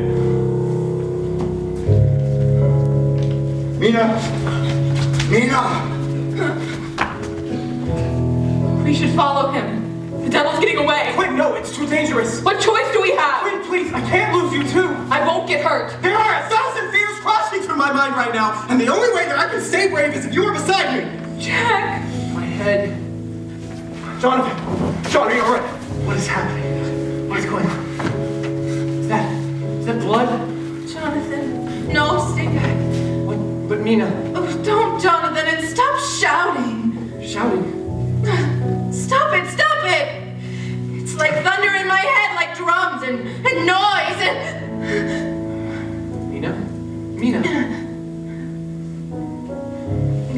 I'm sorry. I'm fine now. No, Mina! No, don't! Let me go! I can feel the sickness spreading. I have to do this before it's too late! No, we can save you! We can cure you! Like you cured Lucy!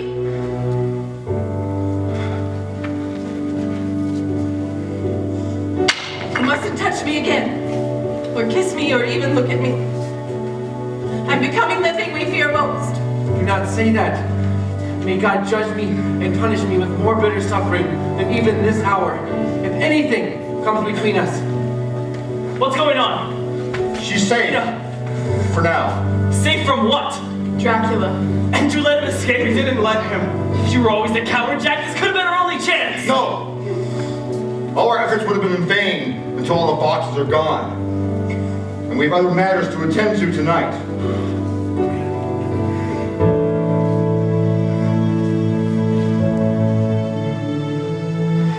Save me. God, save me.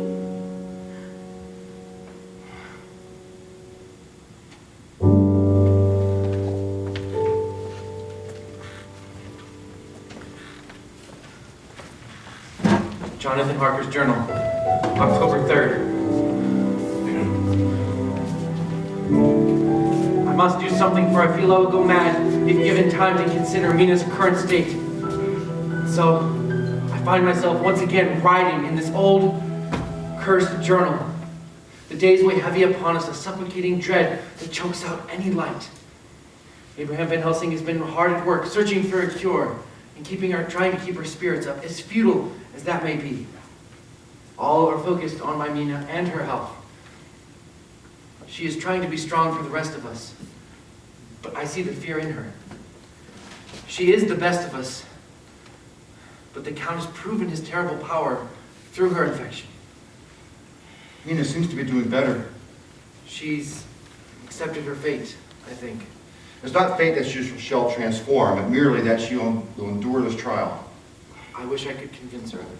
Oh, should we prepare to be giving blood, Professor? No, please, no. I would not take it and weaken any one of you. In the end, it took 3 transfusions to prolong the change in Lucy. It may take even more to give us time to find a cure. Then I shall be changed sooner. No, this disease is not measurable by others in our world. This is a disease of a curse of the soul, not of the flesh. Is that why it does not drain her, as it did Lucy? I believe that even her awareness of the curse slows it. Can I stop it? Not in your own power, Mrs. Harker, but I am certain that God will show us the way. In the meantime, keep fighting. I have brought with me today Holy Communion, since Miss Harker does not have the strength to get to the church. Thank you, Abraham. It's very thoughtful. It is my honor, friend. In this way, we will honor Christ, who gave us victory and has given us, through his death and resurrection, he's given us strength. And in the partaking, we remember his great sacrifice. It spurs us on. Do you really think this will help? Yes, I believe so, Arthur, that it will. This seems futile, Abraham. I don't see the point in ceremony at a time like this. You must understand, Jack, sometimes necessity comes not from a physical ailment, but a hurting of the soul. This is as necessary as any treatment, my friend. He's right. This is all I have left. Thank you, Professor. Anything for you, Mina.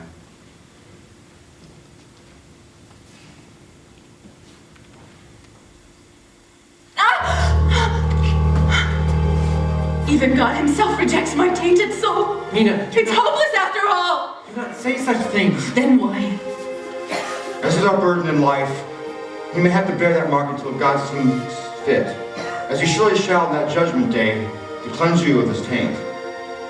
And on that day, Mrs. Harker, that red scar shall surely be passed away. Until then, we must bear our cross, as the Son did in obedience to his will, through tears and blood, through doubts and fear, and all things that make the difference between man and God. I don't know if I have the strength to continue on. Wouldn't it be easier for it to simply end? Mina, no. In this trial, he was refining you, Mrs. Harker. Of that I have no doubt. For it is through the darkest night and the deepest valley that our faith is tested and our hope is strengthened. You think God wants this for me? What have I done to deserve it? What have any of us done to deserve, have been not deserving, except the Lord Jesus Christ himself? You must rest now. I do not wish to pain you any further.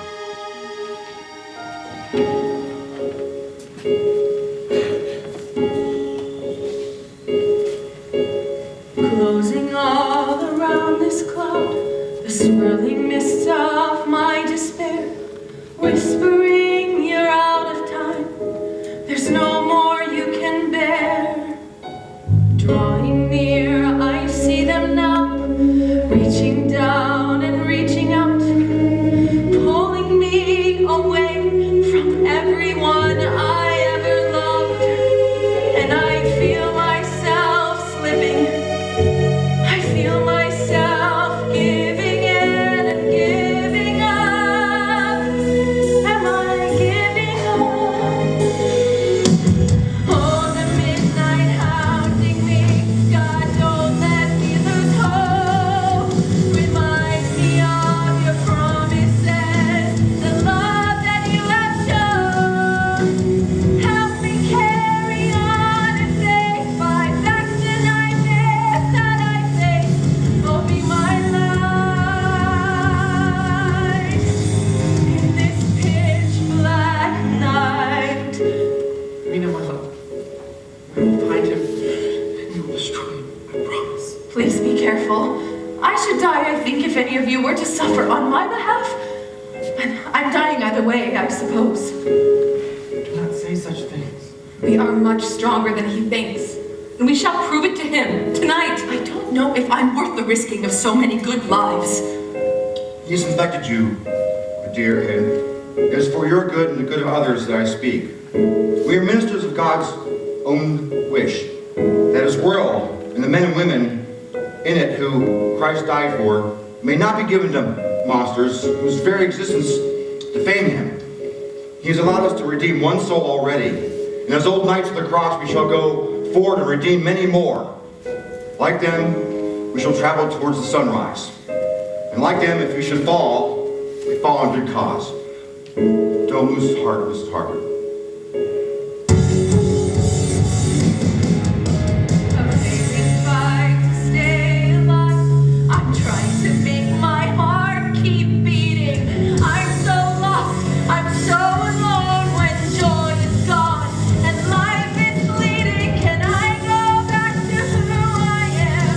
Can I go back to how it was before this sickness found its mark? Before I was invaded by the dark. Oh God, please save me now. Come find me and draw me back somehow. I need you more than ever, Lord. I can't hope to beat this on my own.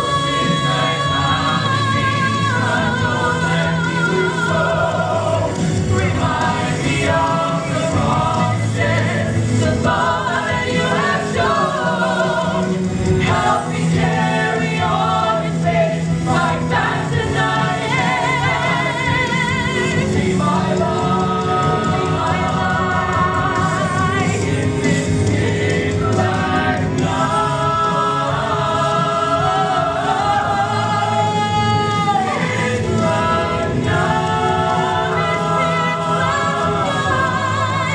This pitch black night.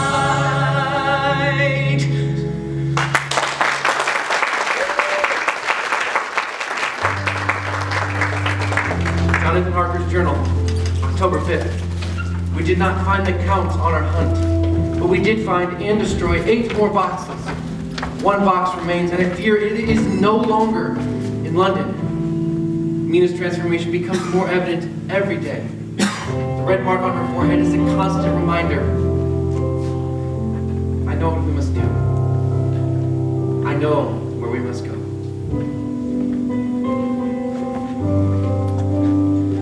I've arranged the means of our travel to Paris and beyond. We leave today. Good. We don't want to waste any more time. Thank you for your charity, Arthur.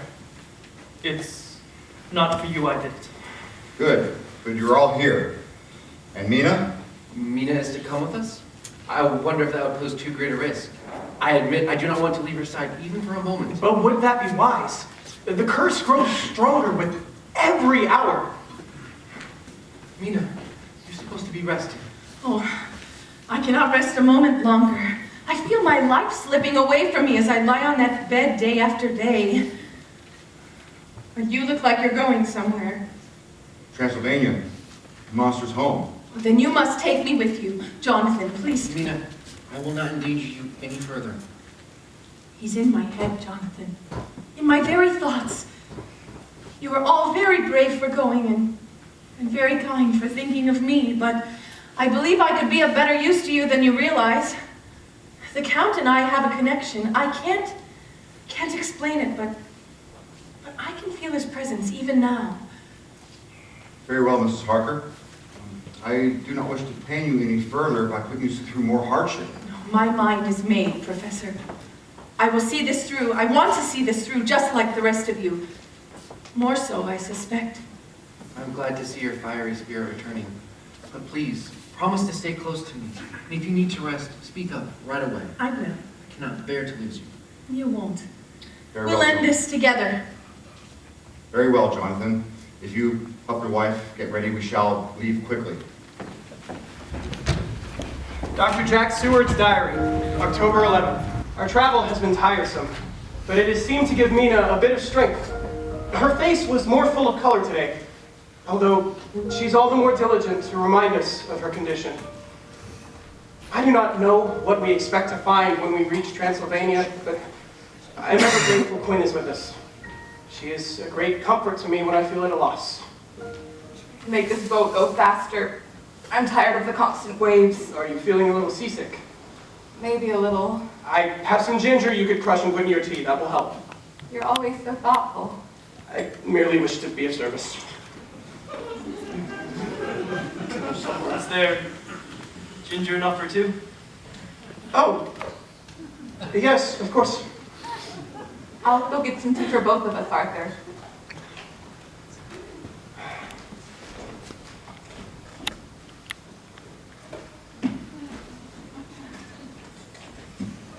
Seeing you two together.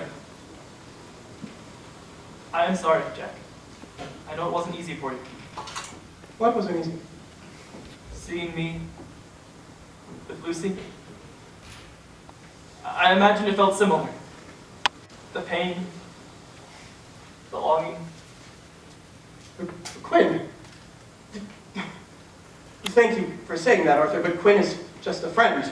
Nothing to be envious of. Here we go. Whether you accept it or not, there's as much envy as there is regret on my behalf. It is the same for me. Not the same, but I am glad. You deserve some happiness once all this is over. Thank you, Arthur. But I believe there may be happiness enough in the end for both of us.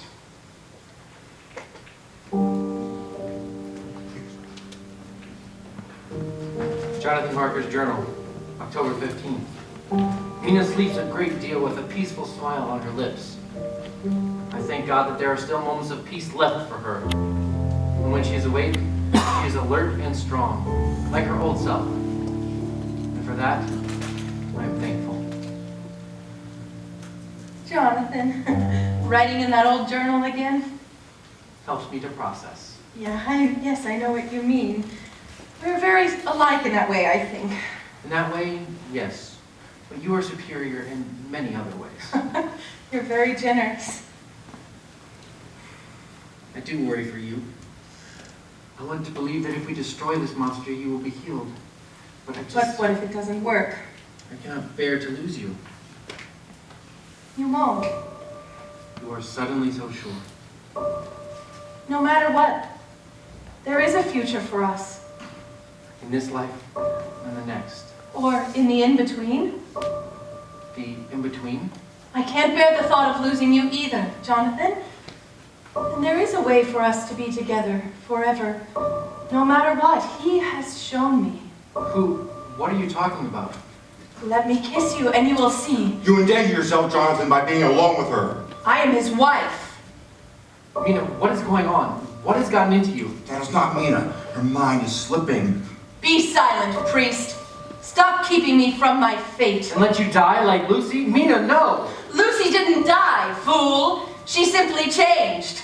She was given peace, beauty, power. Let me show you. Leave us, monster! She is not yours to claim! No.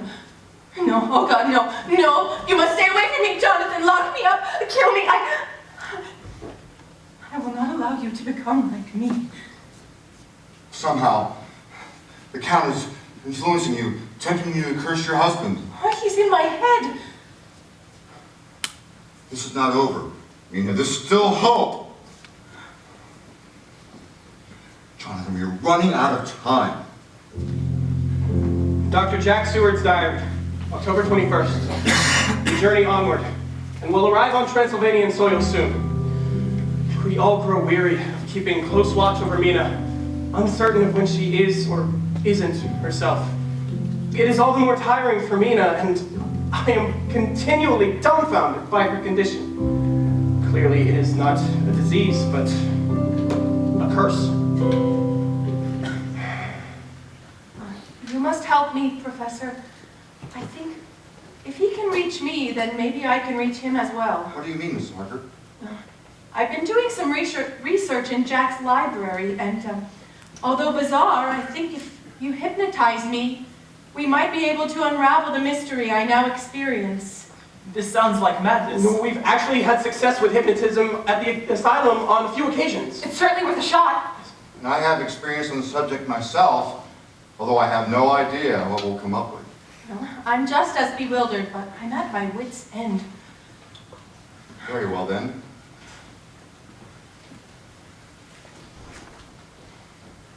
Relax and close your eyes. Imagine yourself to be by the sound of moving water. Imagine yourself in that sound. Now, what do you hear? His voice. Follows you still. Where? Water. Where? Lapping against the side of the boat. Red, mist, salt, men shouting, sailors, water, darkness, anger. Who is angry? Are you angry? No, but he is. Why is he angry? I am very angry. Mina! Why are you angry? Will you dare ask that? As if you don't already know. You have already taken Lucy from me, and now you try to steal Mina and countless others. Don't speak of Lucy as if she was yours. She was mine, you silly, lovesick boy. Shut her up! That is not Mina! Stop her, Kelsey, please! Release her! She will be mine. Soon enough. Mina, Professor. That's okay, she's only asleep. Devil, how dare you speak of Lucy that way? Was that really him? Is that even possible? I no longer know what is possible, Quinn. Jonathan, did it work? Yes, my dear. But we must be much more careful next time. Why? What happened? Oh, dear God. Send your angels down, give us hope to know. You won't leave us here alone. Send your angels down, bring us solace here. We search for hope we can't conceive. God help our unbelief. Send your angels down.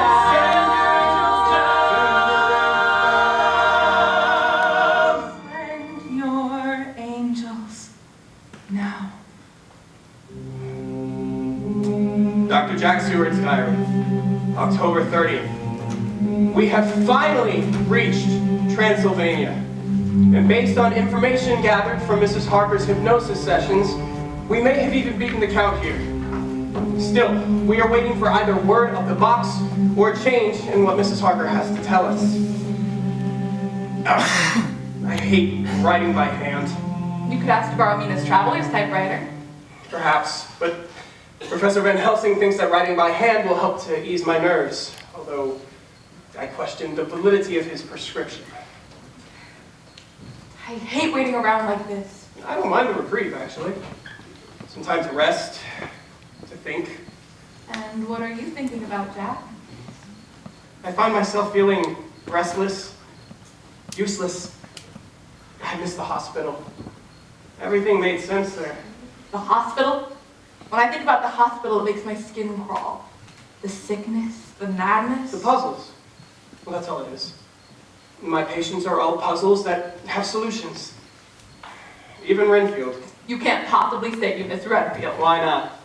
Renfield kept my mind engaged. A puzzle with a solution just out of sight. This all is just chaos and noise. I feel more alive now than I felt in a long time. Out on some grand adventure, you and I hunting actual monsters together? It's like a breath of fresh air. Then why, Nurse Morris, do you stay? There are some things worth staying for. Such as?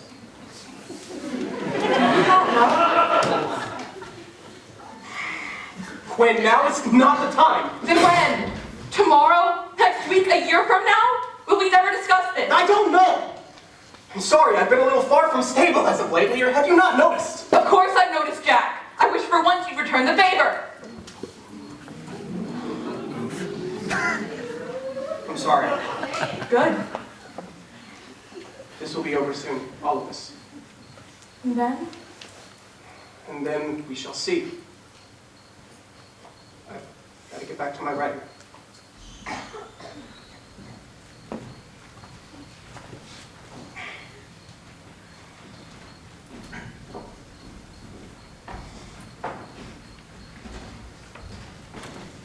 Professor?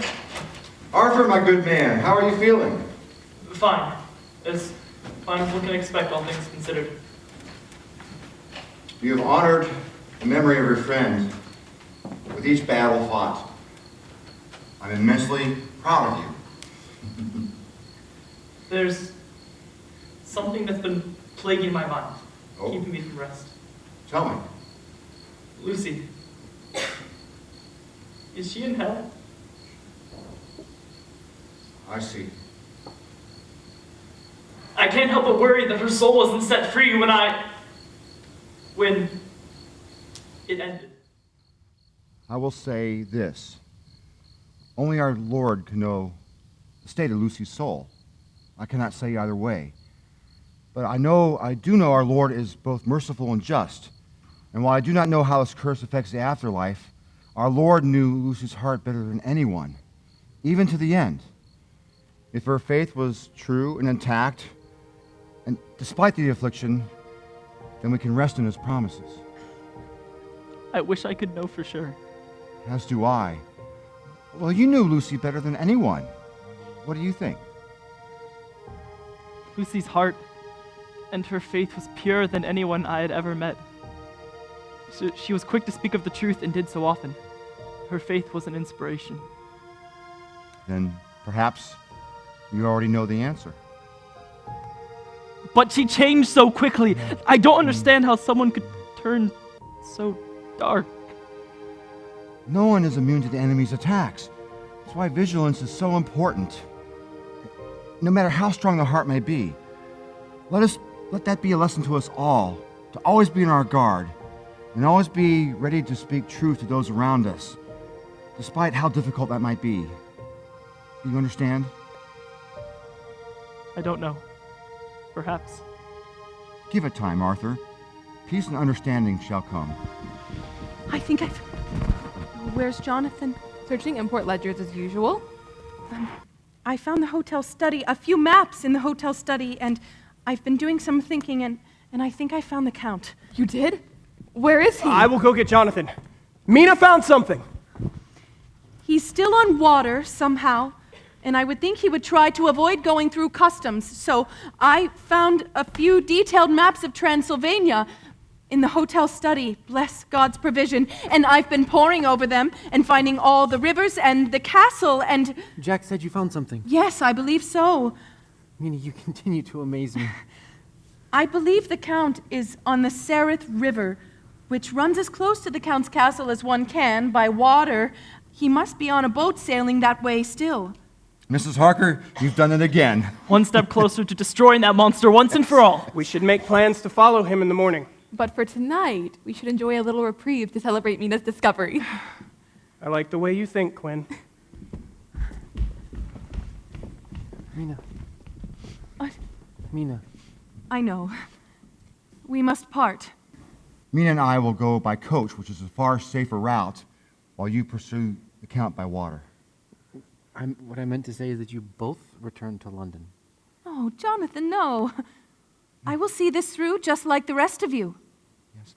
See, this is the only way she can be safe, when she's here with us. Here with us she'll feel useful, and she'll be able to fight back. Don't you see? It's that spark of resistance. Her ability to stand up to the evil that attacks her, that keeps her alive with us still. I can't turn back now, Jonathan.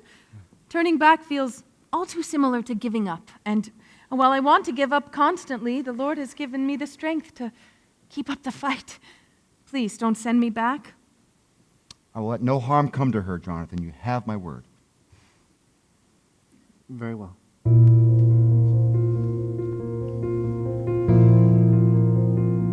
Mina Harker's journal, November 1st. We departed for the hotel in Galatz, and Professor Van Helsing permitted Jonathan to give me a kiss goodbye. While I worry for him constantly, I know we are truly in the hands of God.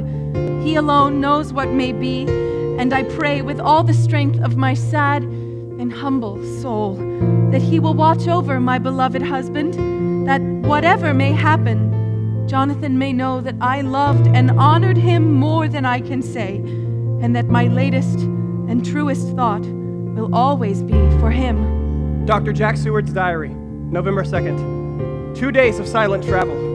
No news, and no time to write it down if there had been. For time is precious. We must press on. We will never feel happy until the Count lies slain. Until then, there is only cold. There's only dark. There's only the hunt. Jonathan Harker's journal, November 3rd. It is a wild and crazy adventure we are on here as we are rushing along through the darkness, with the cold from the river seeming to rise up and strike us. All the mysterious voices of the night. It all comes home. We seem to be drifting into unknown places, into unknown ways, to a whole world full of dark and dreadful things. If God would answer this one prayer, I pray that He would keep my dear wife, Mina, safe until this demon is gone for good. It looks like we've arrived before the others. It would seem so, Mina. Are you prepared for what is to come? Yes. I'm not afraid of him any longer. Oh, you're not? He's already here. Stay behind me. Welcome, my Mina. I am not yours. Wouldn't it be easier if you just give in? Why fight a battle you have no hope of winning? I've already fought for this long. I will not give up now at the end. Your transformation is almost complete. You feel it? At long last we meet, face to face once again. Stay away from her! I have no need to even touch her. She is turning. She is already mine. Can you feel it, Mina? Don't fight me. It's useless. I can't breathe. Do not give up! Do not give in! Something to me. You fight like a coward! Interesting. You think I have something to fear? You fear God! You fear His cross! That ring does not frighten me.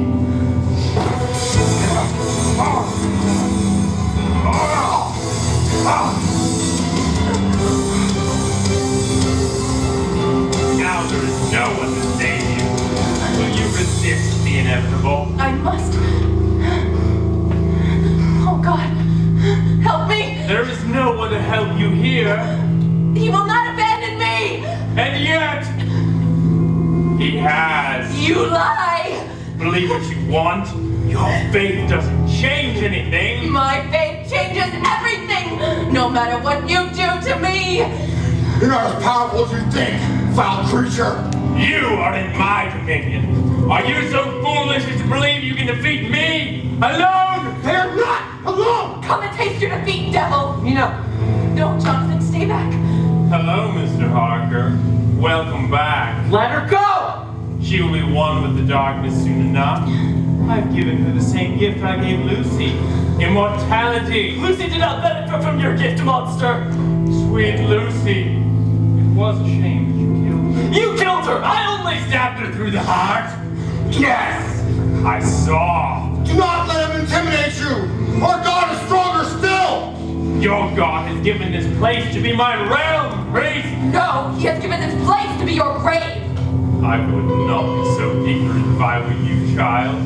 Soon you shall see. Here I am Lord and Master! Not for long! So let her go and face us if you're so powerful! One fight is all it would take.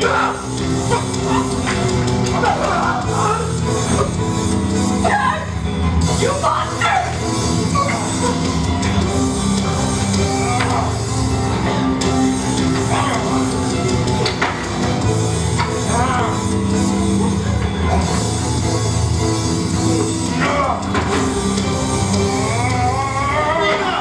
The boss! This is for Lucy! Back to hell! For once you came, creature!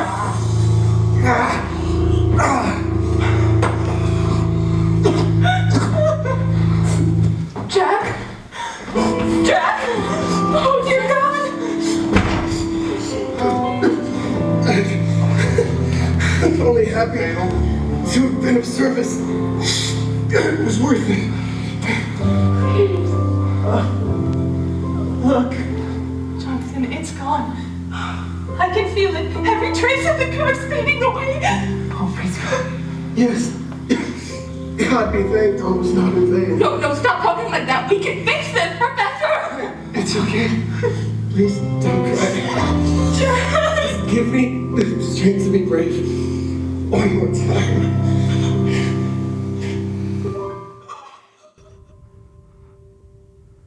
Everything's fine. Everything's alright. Death is beaten back in mercy sight. Everything's good. Everything's kind. Your pain is gone. Now stand and see the Christ. I promise you we'll meet in heaven's light.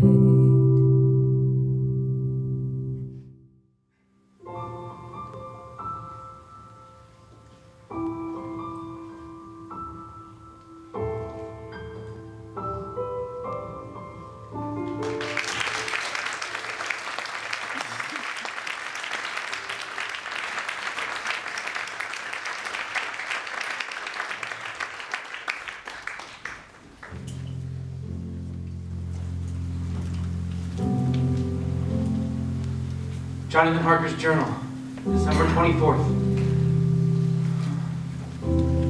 While the memories of what was left behind will never leave my heart. Mina and I had a son, who we named Jack.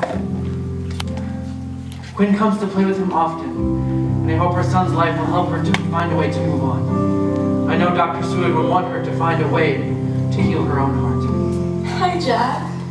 He missed you, I think. I'm sure he did. Arthur inherited his father's estate. Sometimes he seems to be doing better than the rest of us. Jonathan. Arthur, so good of you to come. Of course. There's nowhere else I'd rather be. Do you think he brought us presents, Jack? Just one. For the lad. Professor Abraham Van Helsing studies far away. and writes very often. And when he can manage, he visits to tell us of his discoveries. He finds his life quite boring in comparison to the adventures we share. Abraham, you made it after all. I will not let the snow stop me. I am not defeated that easily. Now, where's the boy?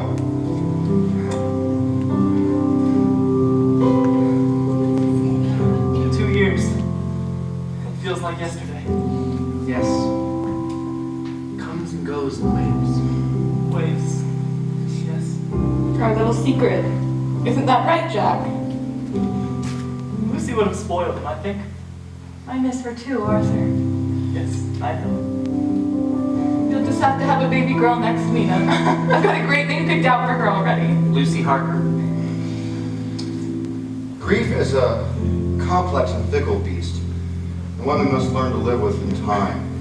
There is no shame in tears or in mourning, for it is with those actions that our heart honors those who are lost, who have been lost. And in remembering, we keep them with us each day. Each day.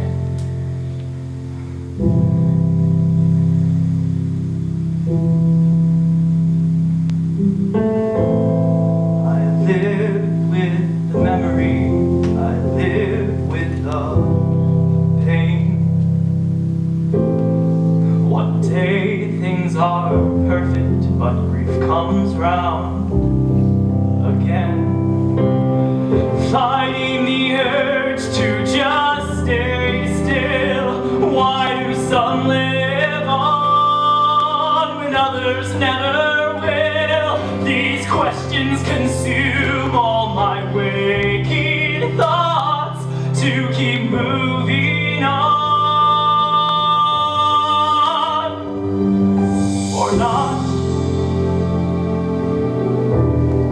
One step then the other, not forgetting what we've lost. There's sorrow in the struggle, joy comes with the dawn. I know you want me to find some peace, to keep up all the fight, but I'm left with these unanswered questions.